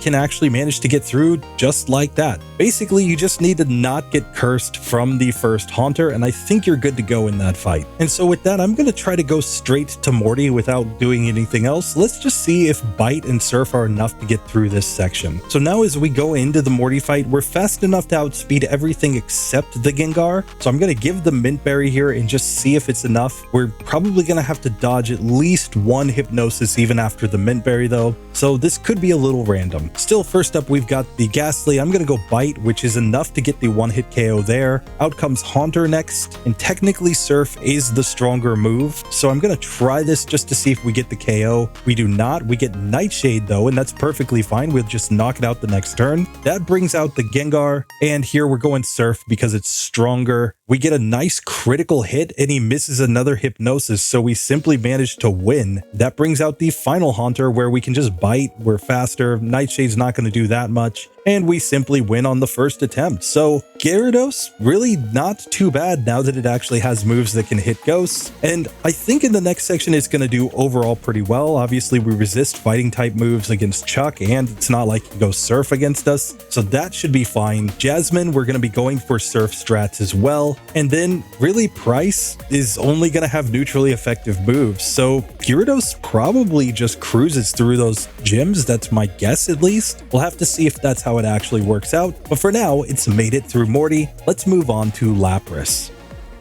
And Lapras comes in with a much more rounded set of Water Gun, Mist, Sing, and Body Slam. We're still probably going to need to upgrade to Surf in order to get through Rival 3 if I have to guess, especially because Lapras isn't super fast by any means. We may be relying on a Quick Claw to activate, plus a really good range. And unlike Gyarados, we make very quick work of all of the Kimono girls, so we simply get the Surf HM. I'm actually going to go down to the Lighthouse with this one too, just because we're so much slower. Like, there's no way we're going to outspeed that first Haunter, and I think we're going to need to get a really good range, probably with Surf, in order to get through this. Body Slam is probably enough for the Bayleaf, but I'm honestly not sure if we're going to be able to get through the rest of the team with our current moveset. So even after the Lighthouse, we're coming in only at level 21 since we're in the slow level up group, and we're still slower than the first Haunter. I think we're going to have to use a Quick Claw here, or really hope for it to go for Lick or something like that, and it might be a situation where we have to Quick Claw into Sting and hope that we essentially get like a 5% chance of that actually landing on the Haunter to get through this one. Let's see. This time we get licked by the Haunter though, so we just put it to sleep. Now I'm going Water Gun. I did not teach Surf yet, but Water Gun looks like it might be a 3-hit. It's actually a 4-hit KO. We just missed the range to knock it out in 3, but that brings out the Magnemite, which we can again go Sing against. It manages to confuse me with Supersonic, and now Sonic Boom is doing tons of damage, and we hit ourselves in confusion like every turn. We do finally manage to get it to sleep, but we're on such low health, we're probably losing this attempt. That brings out the Bayleaf. We do manage to Sing and put it to sleep. Let's see what Body Slam does. It did about a quarter, 20 damage here, so this is going to be a 4-hit KO, assuming that it stays asleep. We actually get the 3-hit range though, knocking it out. We level up and we could learn Confuse Ray here. I'm going to learn Confuse Ray over Mist because there aren't a lot of stat dropping moves from here on out. I think in a lot more cases we're going to want to be able to confuse our opponents while they're asleep just to have an extra chance of beating them. So here we are faster than Zubat. We put it to sleep. We can now Body Slam, and this is a 2-hit KO to knock that Pokemon out. So we actually get through with Lapras on the first attempt in spite of really bad luck with confusion against that Magnemite. We were just bulky enough to get it to go. Now I'm still nervous about this moveset going into Morty. I think Surf is going to come onto the moveset pretty quick here, but who knows? Let's just get in here and see what the gym actually looks like. And sure enough, Water Gun isn't even enough to one-shot Ghastlies in this section, so we were taking a bunch of damage from Curse and getting paralyzed by Lick, so I think we just simply have to go for the Surf at this point if this is going to be anything close to reasonable. Usually, in order to get through Morty reliably, you really need to be able to knock out the first Ghastly with a single hit if you're actually going to get it to go. So when level 16 Ghastlies aren't going down, it's kind of a sign you need a move upgrade. Fortunately, Surf is more than double the power of Water Gun, so it starts to make really quick work of these opponents, and we're ready to move on to the fight against Morty. I think this is just another Mint Berry spot. We're going to be slower than basically everything except the Ghastly, so we're still probably going to have to dodge 2 or 3 Hypnosises here. First up though, though we've got the Ghastly, I'm just going to go Surf, which gets a nice easy one-hit KO. Haunter is out next. I'm going to stick with Surf here, and we managed to knock that one out. Gengar comes out next. Now I'm going to switch to Sing, basically trying to put him to sleep so that he can't put me to sleep, and I'm going to confuse him with Confuse Ray in case he wakes up. And now Surf does just a little less than half, but we managed to get the 2-hit range, so we do knock out Gengar nice and easy. That brings out the last Haunter. It can go Nightshade, but we're not really scared of that, and we one-shot it with a Surf. So just like that, we did manage to get through Morty on the first attempt, and Lapras is moving on. The big difference, of course, for Lapras being that it is a water ice type, it's going to be much better against Price, but a lot worse against Chuck. So we're probably going Price into Jasmine into Chuck in the next section. That's basically the routing that I think is going to be optimal for this Pokemon. We're going to have to see how it stands up to those dynamic punches when we get to Chuck's gym. But for now, Lapras is moving on. Let's move to our last water type for today, which is Vaporeon, which will nicely lead us into our evolutions. And Vaporeon is coming in knowing Water Gun, Tail Whip, Headbutt, and Mud Slap. Again, I see no way we're getting through this without Surf on the moveset, especially because we don't have any sort of sleep move here. Headbutt should help an awful lot against everything else though, as long as we can manage to get through that first Haunter on the Rival 3 team. Fortunately, Vaporeon is more than enough to get through all of the Kimono Girls, partially thanks to its higher HP stat. So we are able to move on to the Rival, but we're 3 points short of being in a speed tie with the Rival's Haunter. So I think this is another spot to go down to the Lighthouse, gain a couple levels, and then we might even be out speeding against that first Pokemon. Now via level up, we could learn Quick Attack at level 23, but we're not going to learn this move. I just don't think it has any real value. I think all of our other moves make a lot more sense. There could be a spot to set up Tail Whip in order to do more damage with Headbutt. Mud Slap obviously has accuracy strats. We're probably going to replace our Water Gun pretty quickly here with Surf, if I have to guess. But hey, this whole adventure has been worth something going to the Lighthouse, because we are 1 point in speed faster than the Haunter, which is obviously an effect of the badge boost from Whitney,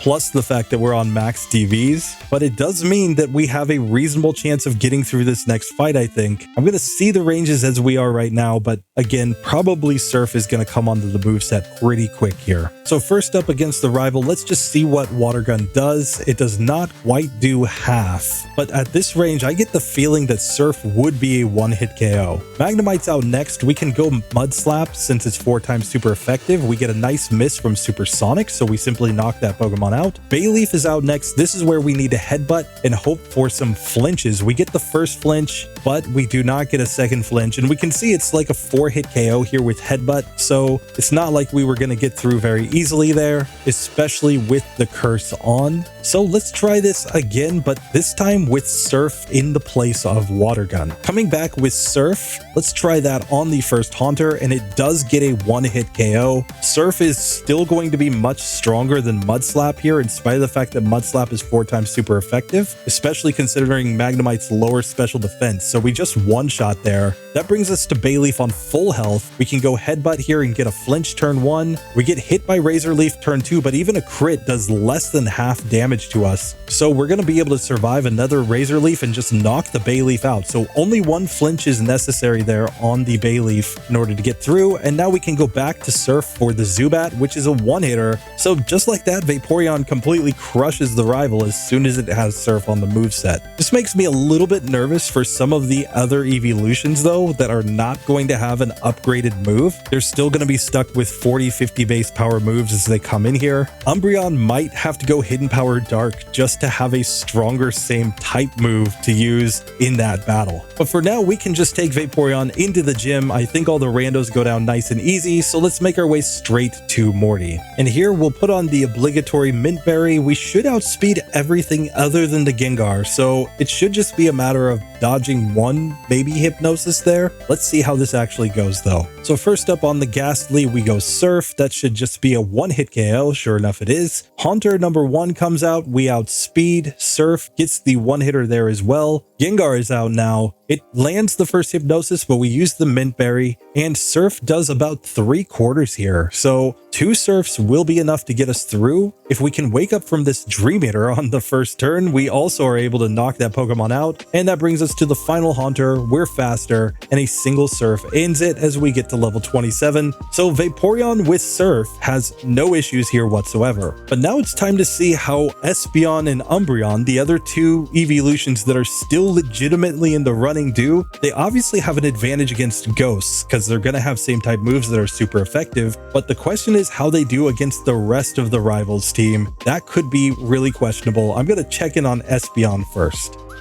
So Espeon comes in with basically the same moveset that we had on our Vaporeon, except it has Confusion instead of Water Gun. The bigger issue, of course, is that there are no upgrades available for same type moves on this Pokemon, so we're gonna have to get through with what we've got. It's one thing that I dislike about Psychic types in Johto is that until you get to the post game, there really aren't any upgradable moves that you can get on these. Whereas in Kanto, you would simply get to Saffron City and just go to visit Mr. Psychic and have Psychic for the rest of the game. So that's a big part of why Psychic types were so OP in Gen 1, while they're kind of meh in Gen 2. We do have our really good special stat working for us at least, but we're not going to be able to use Confusion when we get to the Umbreon here. So it's going to be kind of questionable if we can actually manage to get through. Still, we managed to get through all the Kimono Girls with no issue. I'm going to go ahead and try my hand at the Rival since we're already faster than the Haunter. Let's just see what Confusion actually does against that Pokemon, and then we're going to have to figure out how to get through the rest of the team. We don't really have any type weaknesses per se. I mean, technically Ghost moves are super effective, or like Bite from Zubat, but we should be able to take those Pokemon out pretty quick. It's really then just going to be how many hits does it take from Mudslap to knock out Magnemite, and what is our range when we get to the Bayleaf. So let's try this. We are up against the Haunter first. We go Confusion. We do get the 1-hit KO. That brings out Magnemite next, where we'll go Mudslap. This is going to be a 2-hitter. We still get hit by Supersonic, but we knock it out the next turn. Zubat comes out. We can go Confusion here. Unfortunately, we hit ourselves the first turn, but we knock it out on the next turn. That brings out the Bayleaf, where I think our best play is technically to go Confusion, since it does have even defense and special defense. So we'll just go for Confusion. We hit ourselves in Confusion the first turn. It goes Reflect, which obviously doesn't matter against a special move. Then it gets a critical hit Razor Leaf, though, twice in a row to knock us out. It's incredibly close here, but this does look like a winnable fight. This time we get through Magnemite with no Confusion on, so we can simply knock out the Zubat the next turn, and we go to the Bayleaf on full health. And here we obviously just don't care about Reflect at all, and this time it gets confused and hits itself in Confusion. So on the second attempt against the Rival, we beat him with no damage taken. So it's really just that hit or miss with an Espeon, but it does get the job done. And now with super effective Confusion, plus the fact that we're really fast, I think we're going to do just fine here in the Morty section. Let's get into this and find out. And sure enough, we've made it to Morty with no issues. I'm not even going to put on a Mint Berry here. I'm not sure I even need it. Let's see what the range looks like here though. Against the first Ghastly, we just use Confusion in one shot. Haunter number 1 comes out and also gets a 1-hit KO'd. That brings out the Gengar, which we do outspeed. Confusion is not quite a one-hitter, but then it misses Hypnosis, so it's going down the next turn, and that brings the final Haunter. 1 Confusion does the job, and we have made it through Morty on the first attempt with no issues whatsoever. So Espeon gets through this section just fine. Now the question is, how does it do in the next section? We've got an advantage on Chuck. I'm not worried there. Jasmine might be a nightmare for this Pokemon though, because what are we going to use against Jasmine? Literally the only move that we can learn that is not resisted by her is Mudslap, which is incredibly weak. Yes, it will be kind of good against the 2 Magnemites, but I don't think it's going to be 1-hit KOing there. And then we're going to have to pray for crazy luck against the Steelix, or who knows, depending on its stats, it might be a situation where Confusion still does more damage. But that whole section could be really tough for this Espeon. We're definitely going to put off Jasmine till the very end. But now with Espeon through, let's check in on Umbreon and see if it gets through this section just as easily.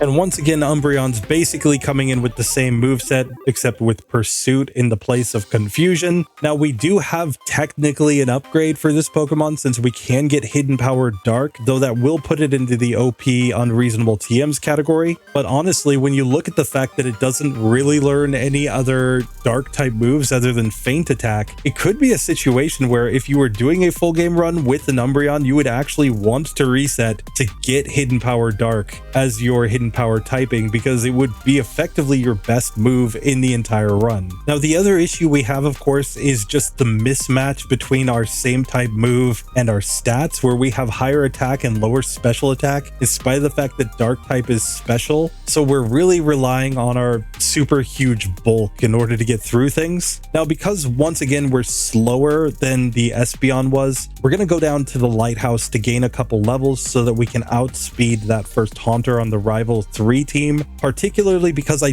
don't expect that Pursuit will actually be a one-hit KO there. So after the Lighthouse, we will just barely outspeed against that first Haunter, and I think this is going to be good enough as long as we deal enough damage with our same type Dark type moves. So it's just a question, is Pursuit enough, or are we going to have to upgrade to Hidden Power Dark here? So in the first attempt against the Rival, I'm going Pursuit. It does just over half, but the Haunter uses Spite, so we get to knock it out on the next turn. That brings out Zubat next, where I'm going to go Headbutt. This is looking like a 2-hitter. We get hit by Confuse Ray and hit ourselves in Confusion a couple turns as it's using Leech Life, but we finally snap out of Confusion and knock it out. Magnemite's out next. We'll go for the Mud Slap. This is a 2-hitter yet again, but we do manage to knock that Pokemon out. Bayleaf is out last. We're going for the Headbutt. We get a flinch turn 1, then we get Poison Powder turn 2, and it flinches turn 3. So we actually do manage to win on the first attempt against the Rival, basically thanks to the fact that he used Spite with the first Haunter. If he goes Curse, we're definitely dead. So we'll take this level of luck for sure. But now we have to see if we can manage to get through Morty yet again without having to upgrade to Hidden Power Dark, because we honestly have no other options as far as movesets here. The limited movesets of the Eeveelutions is actually the reason why I disliked most of them back in Gen 1. I only liked Jolteon because it could learn Double Kick and Pin Missile, giving it some move coverage, whereas Vaporeon, sure, Ice is kind of good.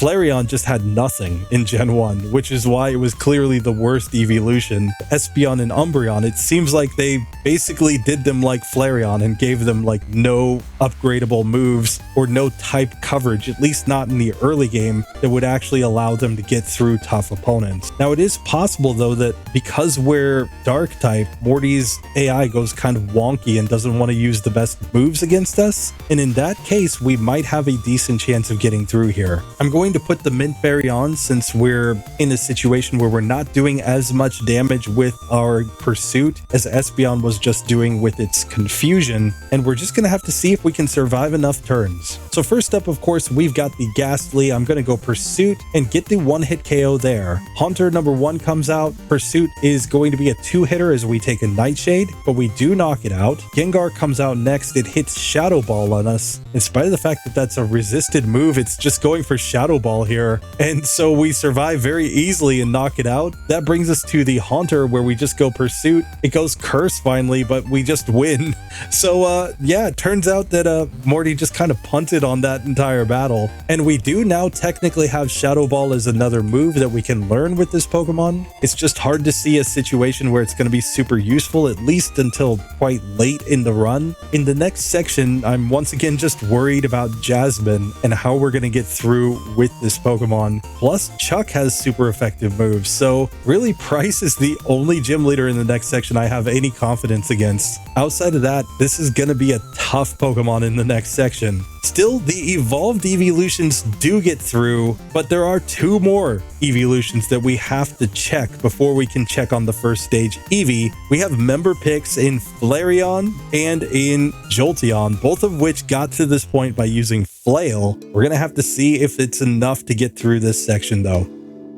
So that brings us to the epic Flareon, rocking Ember, Headbutt, Flail, and Mud Slap. It's being supported by Shubham Varshney, who has been here for quite a few months now. Over 1 year, in fact. And he sent me a nice message the other day with a super chat. Thank you, Shubham, for supporting the channel. Apparently working as a doctor and coming and watching the videos in between his calls and on his off time. Appreciate you, not just for the great work you do at the hospital, but also being here to support the channel. It means a lot to me, so thank you. But now it's time to see how our Flareon does in this section of the game. Headbutt should be enough for all these evolutions, I think. So it's really going to come down to whether or not we can manage to get through rival number 3's Haunter without getting cursed to death. We're going to follow the same routing as we did with Umbreon since we're not as fast as the Haunter yet. So we should be able to outspeed as soon as we get over here and gain these extra couple levels. But then technically we do have an available move upgrade by getting the move Fire Blast if we absolutely need it. And of course, Hidden Power Dark to get through the rival. Obviously, neither of those are ideal. We're going to avoid adding on those moves unless they're absolutely necessary, just because they would put us into unreasonable TMs categories. I'm going to be a little more liberal with the OP TMs with member picks, just because of the fact that they're not officially still in the running. So we're already giving them, egg moves and sometimes TM moves that can be traded in from another cartridge, etc. So it's not like it's a situation where we have to be as strict, I feel, with the member picks, but I'm still going to avoid adding on those OP moves if I can avoid it. But now that we've completed the lighthouse, let's just come and see the ranges against the rival here. I'm going to go for Ember first on the Haunter. It does less than half. This might be a case where Mud Slap does more given the fact that it's at least using our higher attack stat, and in fact it does appear to do about half damage. We just got licked a bunch of times there, so we didn't actually even take Curse. And now Croconaw goes for Rage turn 1 and Leer turn 2, and we survive against the Water Gun. That brings out now the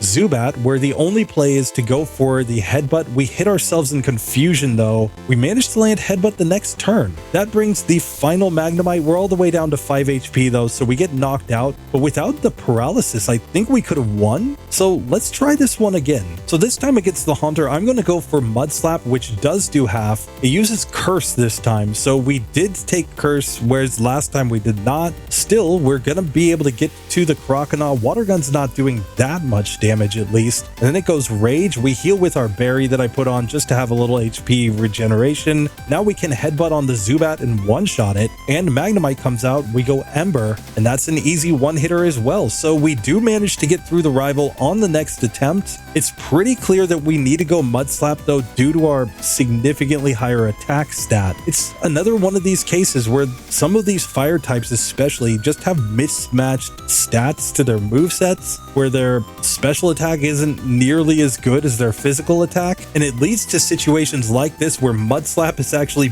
better to use against these ghosts than Ember, in spite of the fact that Ember is a same type move. It also kind of discourages us from adding on Hidden Power Dark or adding on Fire Blast, just because those moves aren't going to be quite as strong as they normally would be compared to, say, adding on a physical move that isn't even super effective. Sometimes can just be better than those moves because our attack stat is so much higher. Still, Ember gives us a little bit of extra PP to work with if we do get Spite from an opponent, so there is that benefit to having Ember together with our Mud Slap going into this Morty fight. So I'm just going to go ahead and give the Mint Berry as we come into Morty himself, and let's just see if we can actually win. So first up on the Ghastly, I'm just going to go Mud Slap. We just barely missed the range to get the one hitter. I'll just use Ember to knock it out the next turn. We did not get Cursed though. He went for Spite. Now we know that it's going to be a two-hitter here on the Haunter. We do manage to knock it out after it put us to sleep. We've already used our Mint Berry, unfortunately, but I'm definitely going for Mud Slap on Gengar in order to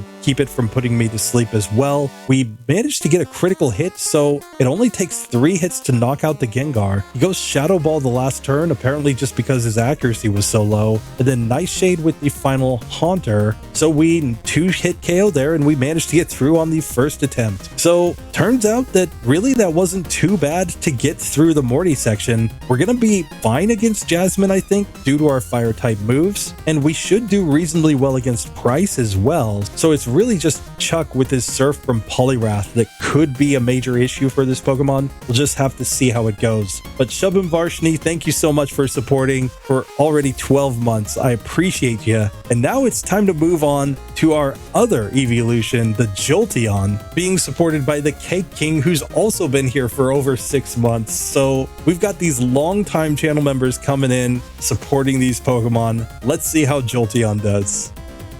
So it's time for Flail Bro, the Jolteon, coming in with Thundershock, Tail Whip, Flail, and Mud Slap. We did not learn Headbutt with this Pokemon, given the fact that it has much lower physical attack and much higher special attack. In that sense, I get a little bit more confidence that we're going to be able to get through this next section with our Thundershock. I expect it to be able to 2-hit KO against the Haunter, for example, and if we can manage to get Paralysis, that might be all we actually need, but I don't expect this one to necessarily be easy by any means. Now, of course, the other advantage that we have with Jolteon is that it's super fast, so we're already going to outspeed basically everything in this section. So I'm going to go straight to the rival once just to see what kind of range we get with our Thundershock on the Haunter. I expect to underperform Espeon since it's not going to be a super effective move, but we should still have a reasonable chance of getting through here. I am going to give a berry just for a little bit of healing here, and let's see if the TheKakeKing can manage to beat the rival. So first up on this first Haunter, we go Thundershock. This is actually going to be a 3-hitter with Thundershock at our current level. We do manage to knock it out though. That brings out the Magnemite where we can go for Mud Slap. This is going to be a 2-hitter. We get a Sonic Boom, which is not ideal, but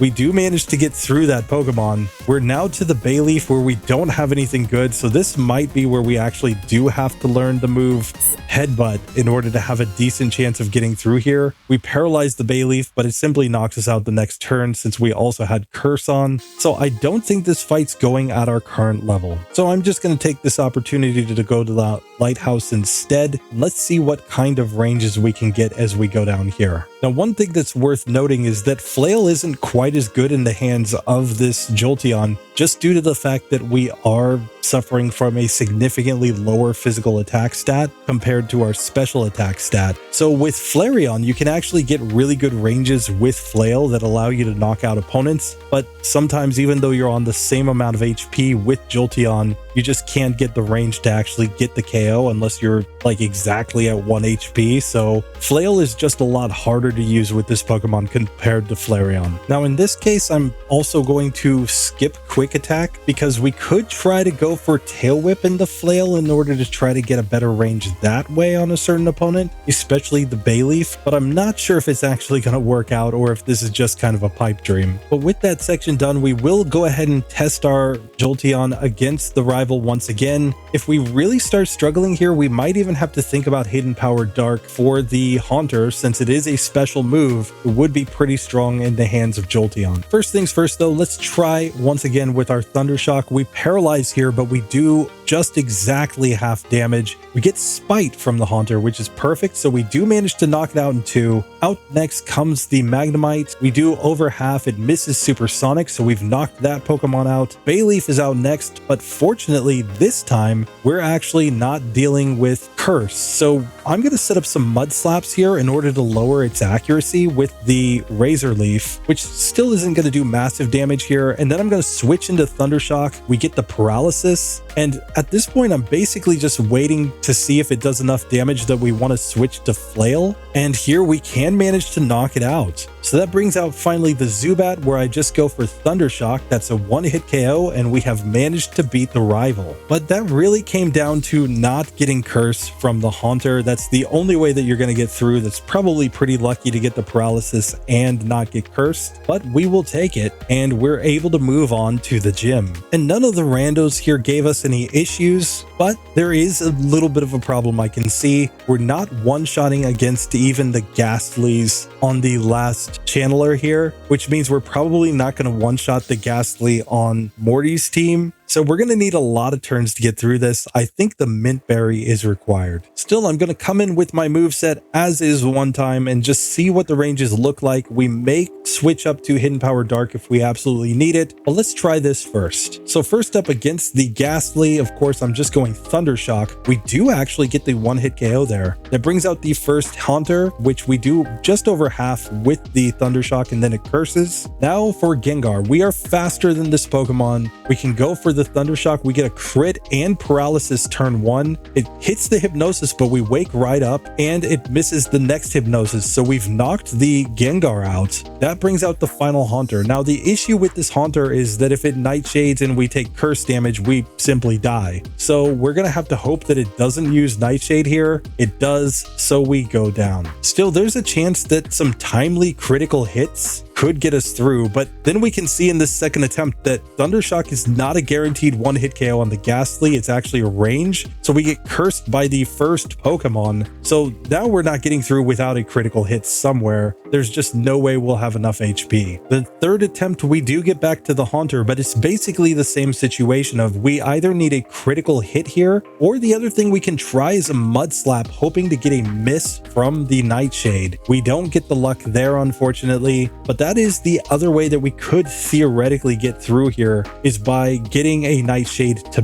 miss. This time we get Nightshade from the first Haunter though, and that means that we have no curse on, and we easily take out the Gengar. So now on the final Haunter, we can paralyze it and we simply get through because we didn't have curse. So no curse, or you could paralyze the last Haunter and prevent it from using Nightshade on you, or you could get a critical hit on the last Haunter, or you could use something like Mud Slap to hopefully get it to miss for a turn and then knock it out. There are a few ways to get through there. None of them are going to be particularly consistent, but Jolteon does manage to get the job done. And now in the next section, I mean, we're going to have a super effective move against Chuck's Poliwrath and against two of Price's Pokemon. I don't think the Piloswine is going to be that bad to get through. So this Pokemon's really gonna just have to come down to Jasmine. That could be the end of the Cake King, I just gotta tell you now. But for now, thank you for supporting for 6, almost 7 months even, and bringing Jolteon this far in the challenge. Let's keep this going as much as we possibly can. Double Kick at level 30 could actually be a massive move for this Pokemon though, now that I think of it. We'll just have to see. Anyway, with all of the evolved evolutions done, there's only one Eevee related Pokemon to do, which is of course Eevee itself. Let's see if the normal type first stage can find a way through this part of the game.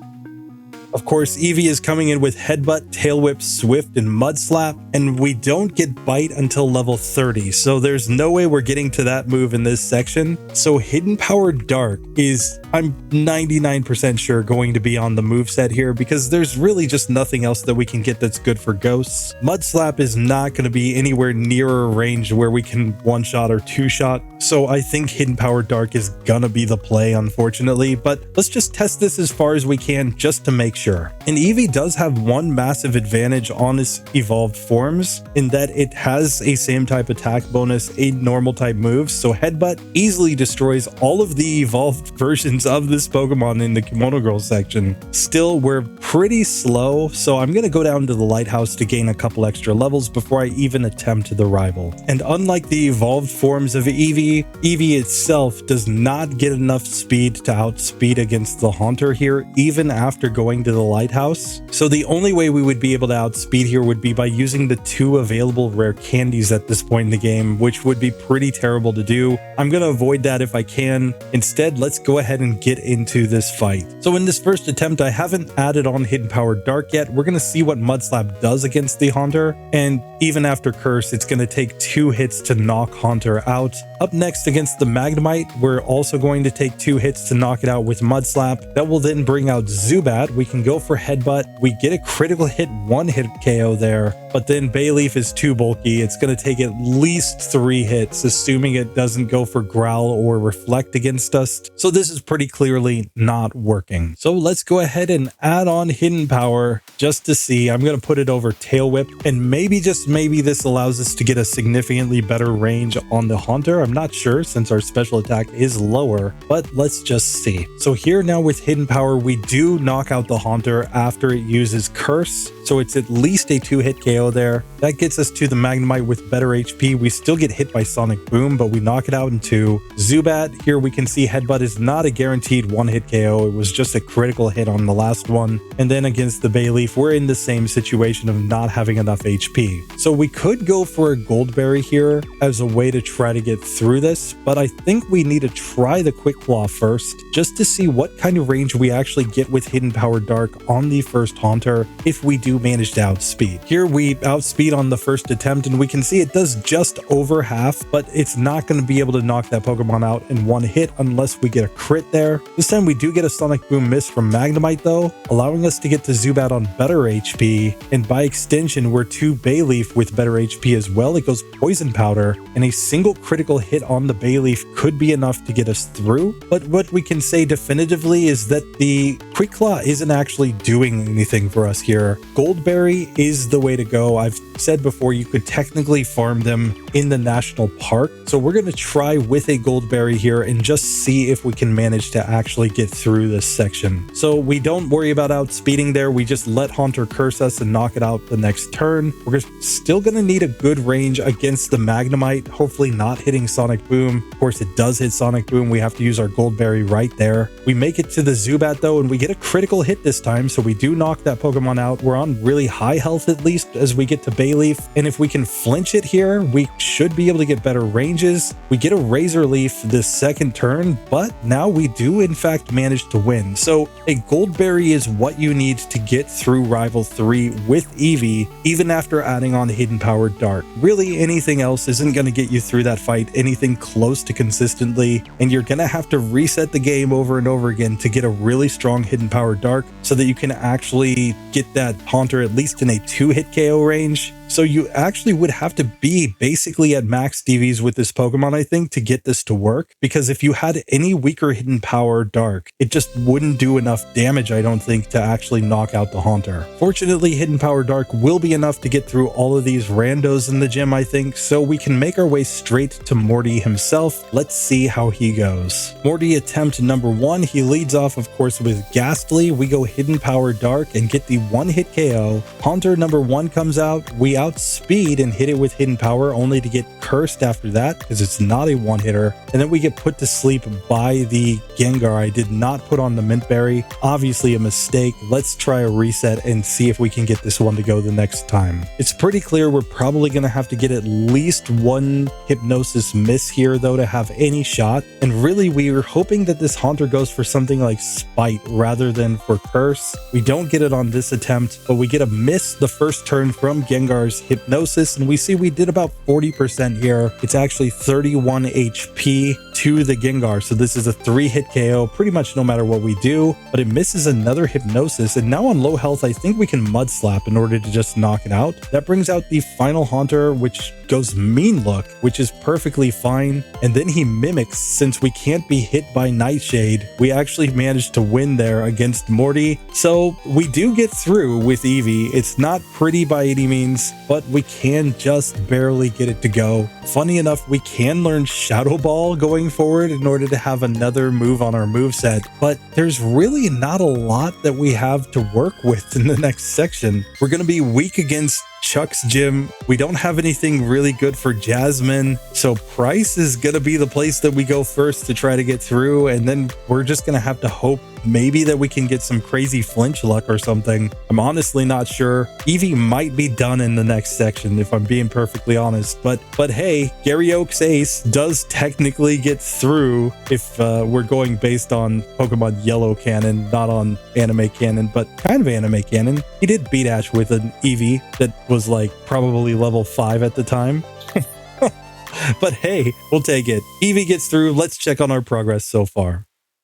So with all of those evolutions and water types done, we have nearly made it to the end of this video. We have 3 more Pokemon to do. I'm going to do the member pick Forretress first, since it's brand new and it's a Pokemon I think is going to be really interesting. We also have our Delibird to get in this one. And finally, we will check in on our Aerodactyl. Let's start off though with that Forretress that's going to take us all the way back to Falkner to see if it can actually get through.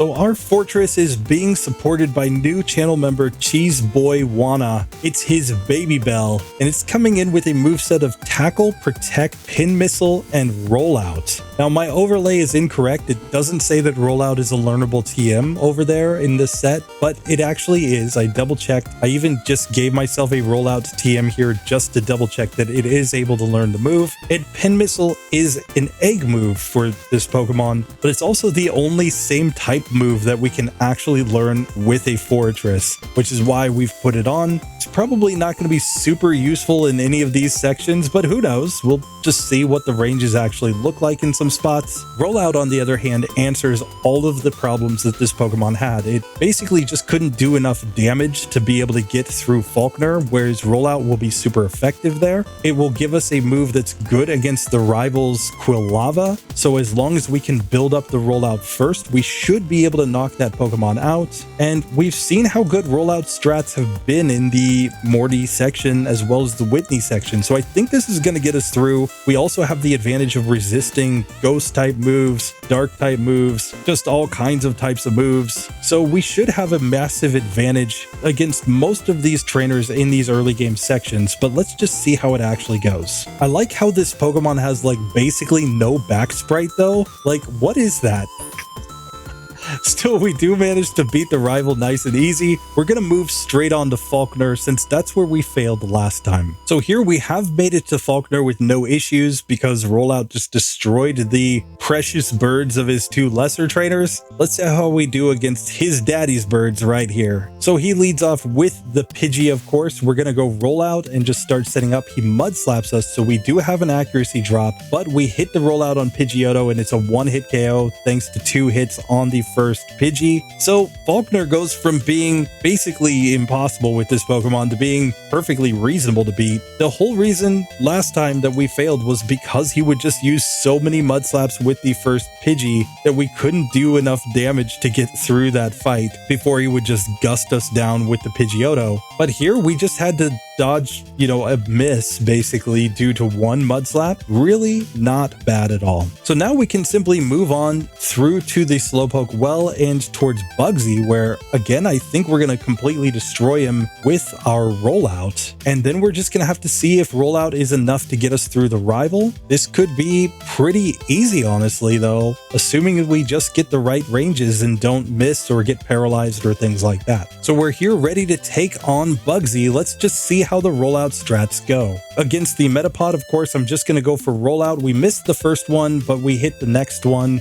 and then we're just getting some bad accuracy luck, but we do knock it out because, of course, that Pokemon can't do anything. We then one-shot the Kakuna. Out comes the Scyther. It hits the Fury Cutter, but one Rollout just ends that Pokemon. We level up and get a learn Takedown, which I will learn over Tackle, and we're ready to move on to Rival number 2 and just see if we can manage to beat him. So Rival 2, attempt number 1. I'm going to go straight for the Rollout here against the Ghastly. It misses the first Hypnosis, then it hits the next Hypnosis though, and this is what I'm worried about, is just Hypnosis hitting us over and over again. Lick obviously is going to do nothing, but then we get paralyzed. We do still manage to knock it out though, only to get destroyed by an Ember from Quilava. So there's clearly no way we get through here without being able to build up the Rollout first, and then we're really hoping for Quilava not to one-hit KO us. This time it goes for Smokescreen instead though, causing us to miss the Rollout. We do manage to get it set up again though, and then Ember destroys us with a critical hit. So if we can get to the Quilava on full health and not get that accuracy drop, we might just have a chance there. I think it depends on us getting there with really good health though, because anything less than full health, he's probably knocking us out with the Ember. This time we do manage to hit in spite of the fact that we were paralyzed, and we do manage to one-hit KO there against the Quilava. Bite doesn't do enough to knock us out. Unfortunately, we missed the Rollout due to paralysis, so we lose that attempt, but this is clearly winnable. It's just not super consistent. This time we get through to the Zubat on really good health because we just took a single lick from the first Ghastly, and now even though we're missing some Rollouts due to a Smokescreen from that Quilava, as long as we can just manage to hit one more time, we do in fact get through the rival and we're able to move on in the game. But now with Rival 2 done, I think this this whole Whitney section is going to be pretty trivial, so let's just get to the Whitney fight and see if we can beat her easily with Rollout. I expect that she can't really do anything to us unless she gets a really good Metronome from the Clefairy. Otherwise, I think it's a guaranteed win, but let's see. So here against Whitney, I think the only strategy is just to start setting up the Rollout, and as long as she doesn't Metronome something like Fire Punch or something, we should be fine. We actually miss a Rollout here, so I'm going to just use Protect as Clefairy's using Rollout against me. Let's just rebuild this move up as we go into the Miltank. It goes Stomp and gets a flinch on us, and then it goes Attract. So we're actually in a situation where we might lose this first attempt just due to the fact that we're not able to use the best moves. And at this point, we just couldn't deal enough damage because of the Attract, plus the fact that our Rollout got broken up. So that could be the way that she actually manages to beat us. We'll just have to see if we can manage to get through. This time, Clefairy doesn't manage to break up our Rollout in any way, shape, or form, and Miltank just goes Rollout on us, so we just destroy it in 2 hits. So yeah, it's actually not perfectly consistent if she goes Attract and flinches you with Stomp and whatnot, but it's still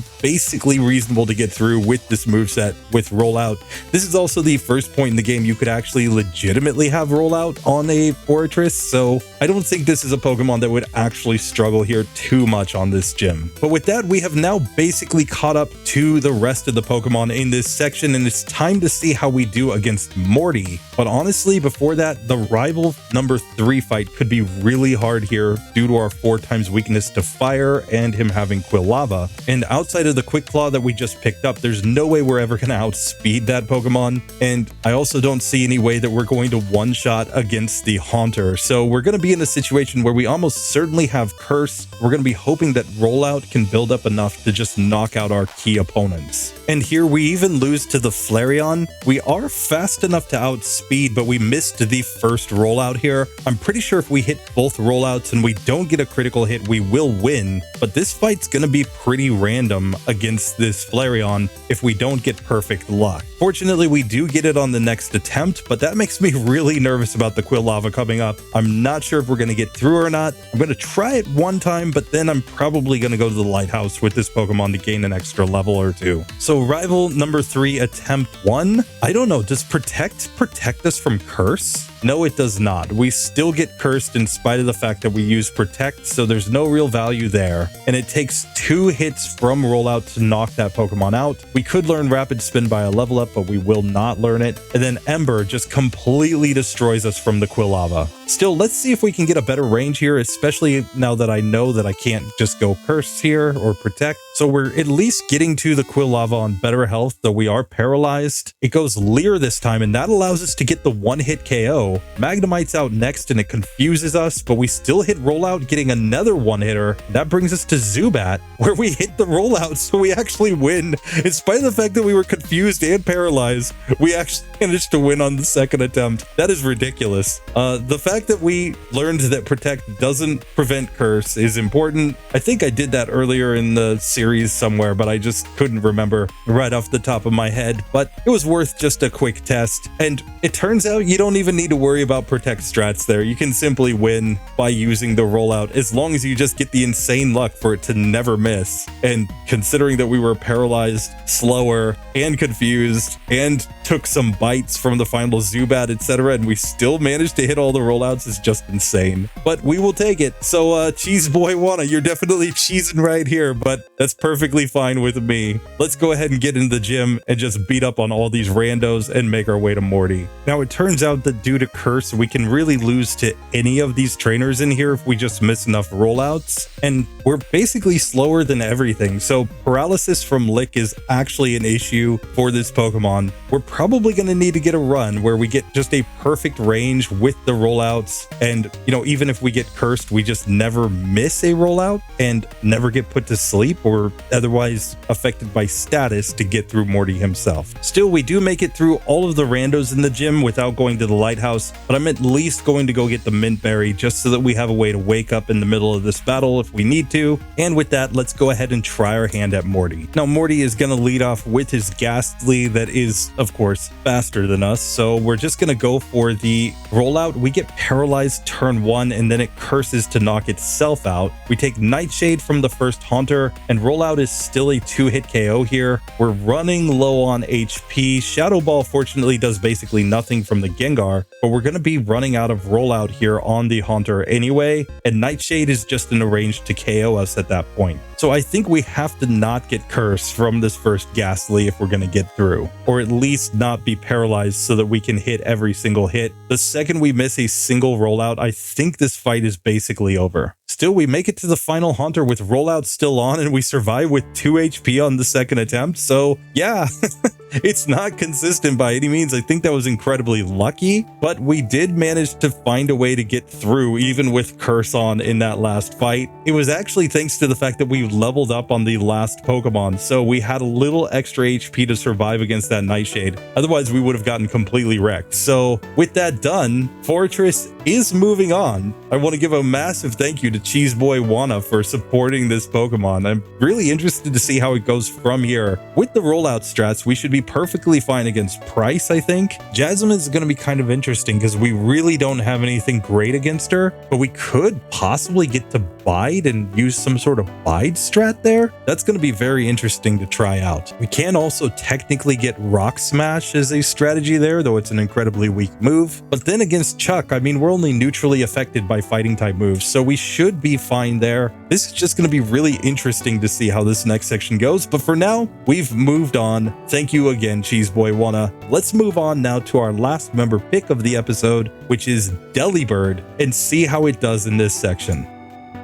That, of course, brings us back to Santa Q, the Delibird that was saved by Lukja. Hope I'm pronouncing that right. And we are already running Blizzard, Present, Mudslap, and Swift in this section of the game, and we're ready to move on and see if we can actually find a way through the Morty section. We've had to go really OP with the moves so far, and of course, as a member pick, I'm much more likely to even add on a TM from later in the game, since we could technically trade this Pokemon somewhere else and trade it back. So before I go for something like Hidden Power Dark, I might even try Fly on this Pokemon so that it has a same type move that is physical to hit ghosts. But I'm going to try just getting through all of these rando trainers first with my current moveset. Let's just see how it actually works. And after beating the Kimono Girls without too much issue, I'm going to make my way straight to Rival 3. We're already faster than the Haunter, and we know Blizzard, so we technically have a strong move to use there. Let's see if it's enough to one-shot or not. Otherwise, we might have to go down to the Lighthouse. So first up, we use Blizzard. It does one-shot on the first Haunter, so we get through just fine. We can Mudslap here on the Magnemite, which is going to be a 2-hit KO to get through that Pokemon. Out next is the Quilava. This is the one that I'm kind of scared of. I'm going to go for the Mudslaps though, since we are faster, basically hoping to lower its accuracy and not get hit by Ember as much. And then let's just see what kind of damage we can actually do. When he gets us on low health, he will just use Quick Attack to knock us out there. So this is a spot where it might make sense to give a berry or even a gold berry to get through, but otherwise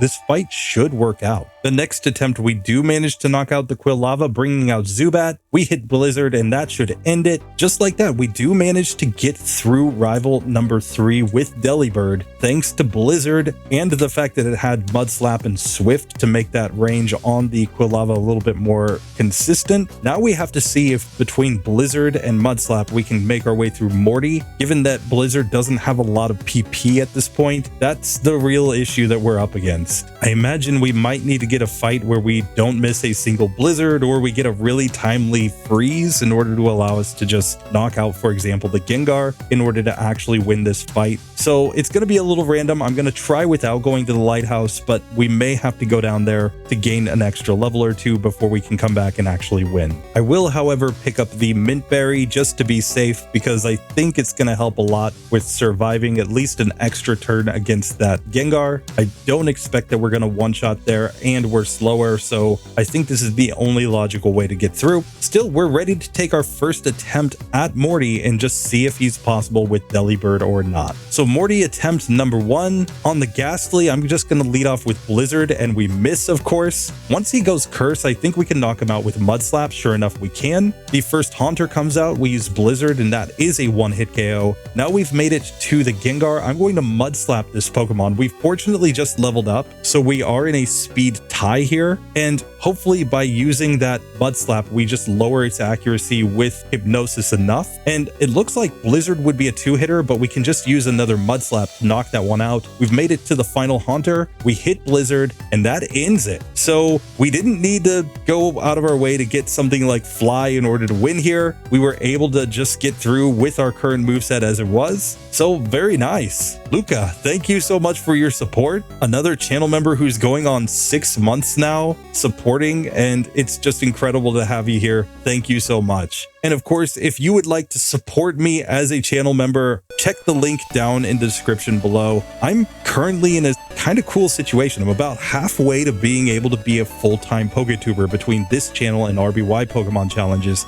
and the channel members have a huge part in that. That's why I will go so far out of my way to run a Pokemon from the start of the game for them in the Minimum Battle series, because it's thanks to their support that I can make as many videos as I do, and they're helping me move towards that dream. And of course, for people who aren't channel members as well, you guys are doing so much to help me and my family out, so I appreciate you really from the bottom of my heart. I do. I'm going to give a little bit of a channel update at the end of this one just to talk about some changes to memberships and some different things that I'm doing, so stick around for that. But for now, if you're interested in a channel membership, just consider signing up down below. And with that, let's move on to our last Pokemon for today, which is Aerodactyl.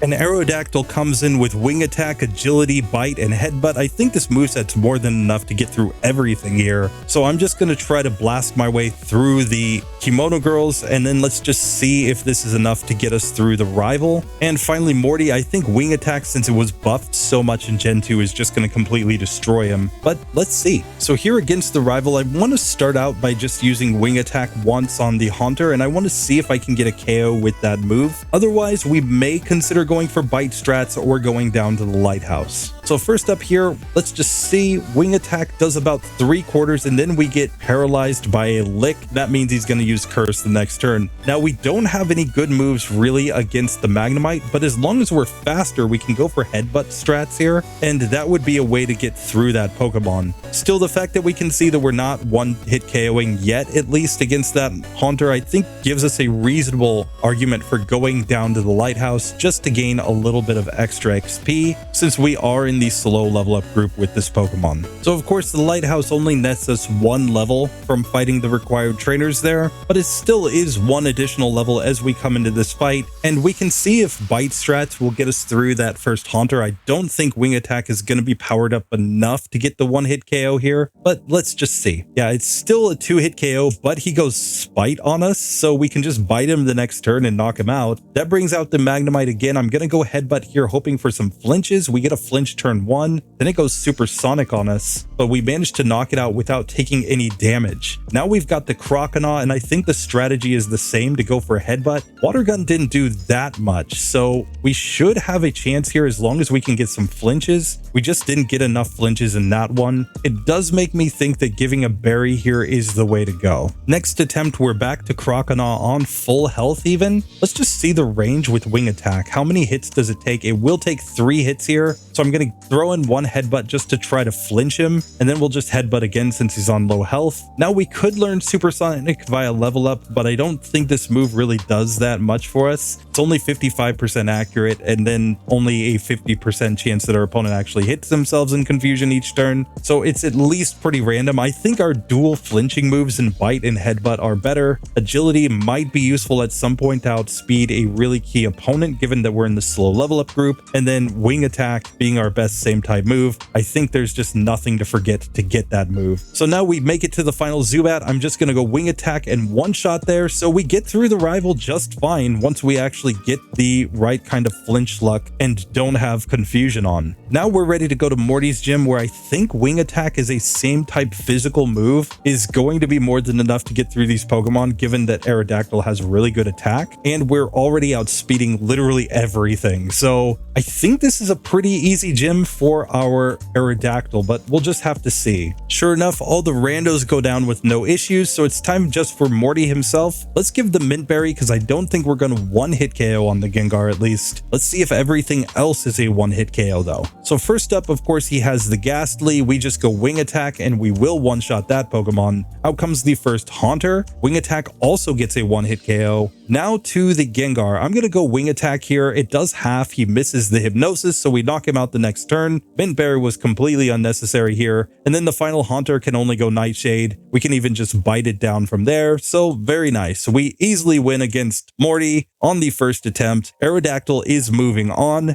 but this Pokemon could have some issues. We're going to be weak against Price's Ice type moves. We're going to be neutrally affected by Fighting type moves and weak against Water when we get to Chuck's Poliwrath. And then we really don't have any good moves for Jasmine at this point. We might just have to get crazy good luck with flinches or go Rock Smash. Of course, if we could get later game TMs, for example, a channel member in the future, we would be able to get Earthquake, which would probably just completely destroy there. But outside of that, there's not really a whole lot that we could give to this Pokemon. I guess Fire Blast also is a possibility against Jasmine, but I'm not sure if our special attack stat will be enough to make that viable. So we're just gonna have to see, but there's a good chance of going into OPTMs in the next section. There's also a good chance of being defeated by something. But now with Aerodactyl done, we can come back and see the results so far. 104 Pokemon have legitimately beaten the Morty minimum battle section without any need for overpowered Game Corner TMs or maxed out Friendship, Return, or Hidden Power Dark. They just managed to get through. Now, some have been incredibly close, and that makes me really wonder how these Pokemon would do in Gold and Silver, where some of the required battles are different. That's going to be something to come back and try in a future series, perhaps, after we finish this main minimum battle series. In fact, I'm considering a series where we're going to directly compare Heart Gold, Soul Silver to Gold and Silver, since they're technically direct remakes. I'd be very interested to see if Falkner is easier or more difficult in the Gen 4 versions of the game. But that's all for long in the future. For now, we have one last episode of the Morty Minimum Battle series next week. We are coming with the strongest of the strong for our victory lap. We, of course, have all of the legendary birds of Kanto, Dragonair, Dragonite, Mewtwo, Mew, the 3 legendary beasts of Johto, Tyranitar, Lugia, Ho-Oh, and of course, Celebi to round out the set. 14 legit challengers. I see no way that any of these Pokemon fail in this section. I think they are all just going to crush. So we're probably going to be up to 118 legit passers. That's my prediction. Tell me your predictions down below. On top of that, we have the last 3 member picks to do next week in Lord Helix, Lord Dome, and of course Dratini. If you are thinking of signing up as a new channel member, I'm anticipating that one more video will come out after this video before the finale. So if you get me your member pick within a week from when this video comes out, I generally drop them Fridays my time, so it's probably going to be Thursday or Friday your time. Just get it to me by the next week and I will make sure it gets into the final video. But now finally, I've promised that I would do just a really quick life channel update here. There are some kind of important things I wanted to share. If you're not interested in that, don't worry, just click the link down below. You can go to the playlist and watch another video. But for people who want to hang out just a little bit, I want to just rap with you for a minute about a few things that are going on in the background background so that you guys just kind of know what I'm up to. So with that, I'm gonna come on screen and just say, hey, what's up, guys? Appreciate you for being here. So there's a few things going on that are really, really huge right now, at least for me, that also kind of affect the channel. So I just feel like it's worth coming on and sharing it with everybody. Number one, as I mentioned before, I'm about halfway to my long-term goal of becoming a full-time PokeTuber. It's super exciting because we just hit 3K subscribers here on GSC Pokemon Challenges. RBY Pokemon Challenges just hit a total of 2 million views, which is incredible to me. I just can't thank you guys enough for the support that you get. And honestly, if I didn't have a wife and a baby boy to support, I would just say YOLO and I would just go all in on being full-time. Can't quite do that because I've got real-world responsibilities, but it is still a dream and a goal that I'm working towards. Channel members here on GSC Pokemon Challenges are a massive piece of that, given the fact that I basically get about half of my income from this channel directly from the support of the channel members. And it's really the reason why I can afford to spend as much time as I do making these challenge videos. So if you're a person who really wants to support me directly, the best ways to do it, watch another video or jump over here and become a channel member and just help us run this thing up. Now, with that being said, I do have a few things that are still going on the back end that are kind of headwinds to making as much content as I would want. I've started my master's degree in addition to having my full-time job and making the 2 channels and trying to be a dad and a husband. So I'm adjusting my schedules a little bit here on GSC Pokemon Challenges to compensate. You see, before I started my master's degree at the start of this month, I took an entire week off of work just to make 4 extra videos, just to have some videos in advance while I do my first class so that I hopefully don't fall behind making content. That was a big thing that I felt terrible about last year when my baby boy was born and I didn't have a backlog ready to go. So there was a long period of time where I couldn't post videos. That hopefully should not be the case this year. That being said, I can't really afford at this point to get myself an editor or something. I don't think that I could afford to pay somebody else what would be fair for 6 to 8 hours of footage to be edited down into a final video. So I'm not going to go that route at this point. I'm going to just keep everything doing it myself. So, like I said, I'm making videos pretty well in advance just to make sure I have extra content. Some of that means that with these minimum battle series videos that take really, really long periods of time to record, I'm going to be mixing them in more and more with some other solo challenge content that is a little bit quicker to make, but also I think incredibly interesting. You may have seen the Wrap Only Dragonite or the Light Ball Pikachu recently, for example, as types of runs that I'll be doing on the side in addition to the main challenge. Another thing that I'm going to be doing though to give back to the channel members and also just to help be more consistent with making content is I'm going to be giving, at least initially channel members only, a monthly live stream that will sometimes end up being edited into a video, or sometimes it might just be something that the channel members really want to see. I'm going to be doing polls and asking them for feedback on that, but it's something that I'm going to be doing also so that when I get really busy with my studies, I can still have a set time to step away from that and hang out with you guys and make more Pokemon content. So if you are a channel member or even thinking of becoming a channel member and you have an idea of a run that you'd really like to see, I'd love to hear about it down in the comment section so that I can start just making up a list of ideas that people are actually interested in. But last but not least, because of all these changes to my schedule, you may have noticed already, but I'm generally releasing a members only video on Tuesdays of each week, at least my time, and then releasing the public version of the same video on Fridays of the same week. It's just a 3-day difference. If you actually look at the channel memberships and the way I set them up previously, it was always supposed to be a benefit of the channel members to get ad-free videos early, but because I was so busy with the baby and everything else last year, I just wasn't able to deliver on that promise. It's something that I'm going to be trying to be a little more on top of this year so that I'm delivering what I promised to the channel members, because they do have such a massive level of support for what I do here on this this channel. Still, as non-members, you're not really missing out on anything if you just wait a couple days, but if you want to get videos a little bit earlier, feel free to pop in there. And then you might also be getting some members only content through the live streams. And depending on time, there might be a follow-up video or something that also gets posted to the members side. We'll just have to see. But my ultimate goal is just to have as many people as possible here enjoying the content with me. So I always appreciate every single comment, every single point of feedback that you guys give me. I read every single one. I try to respond. As long as it's not like a trolley comment, I generally respond seriously.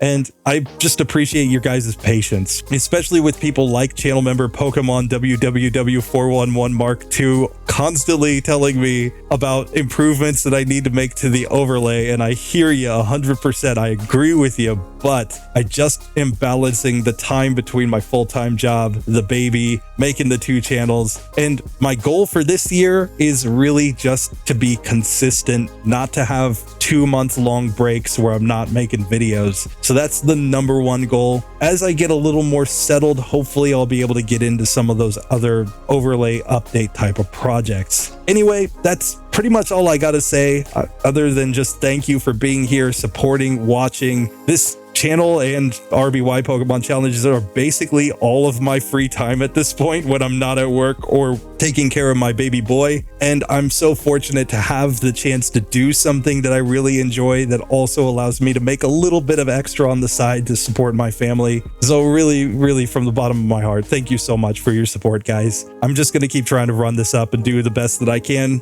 And I hope you guys just keep rocking with me. Anyway, I'll see you in the next one. Later.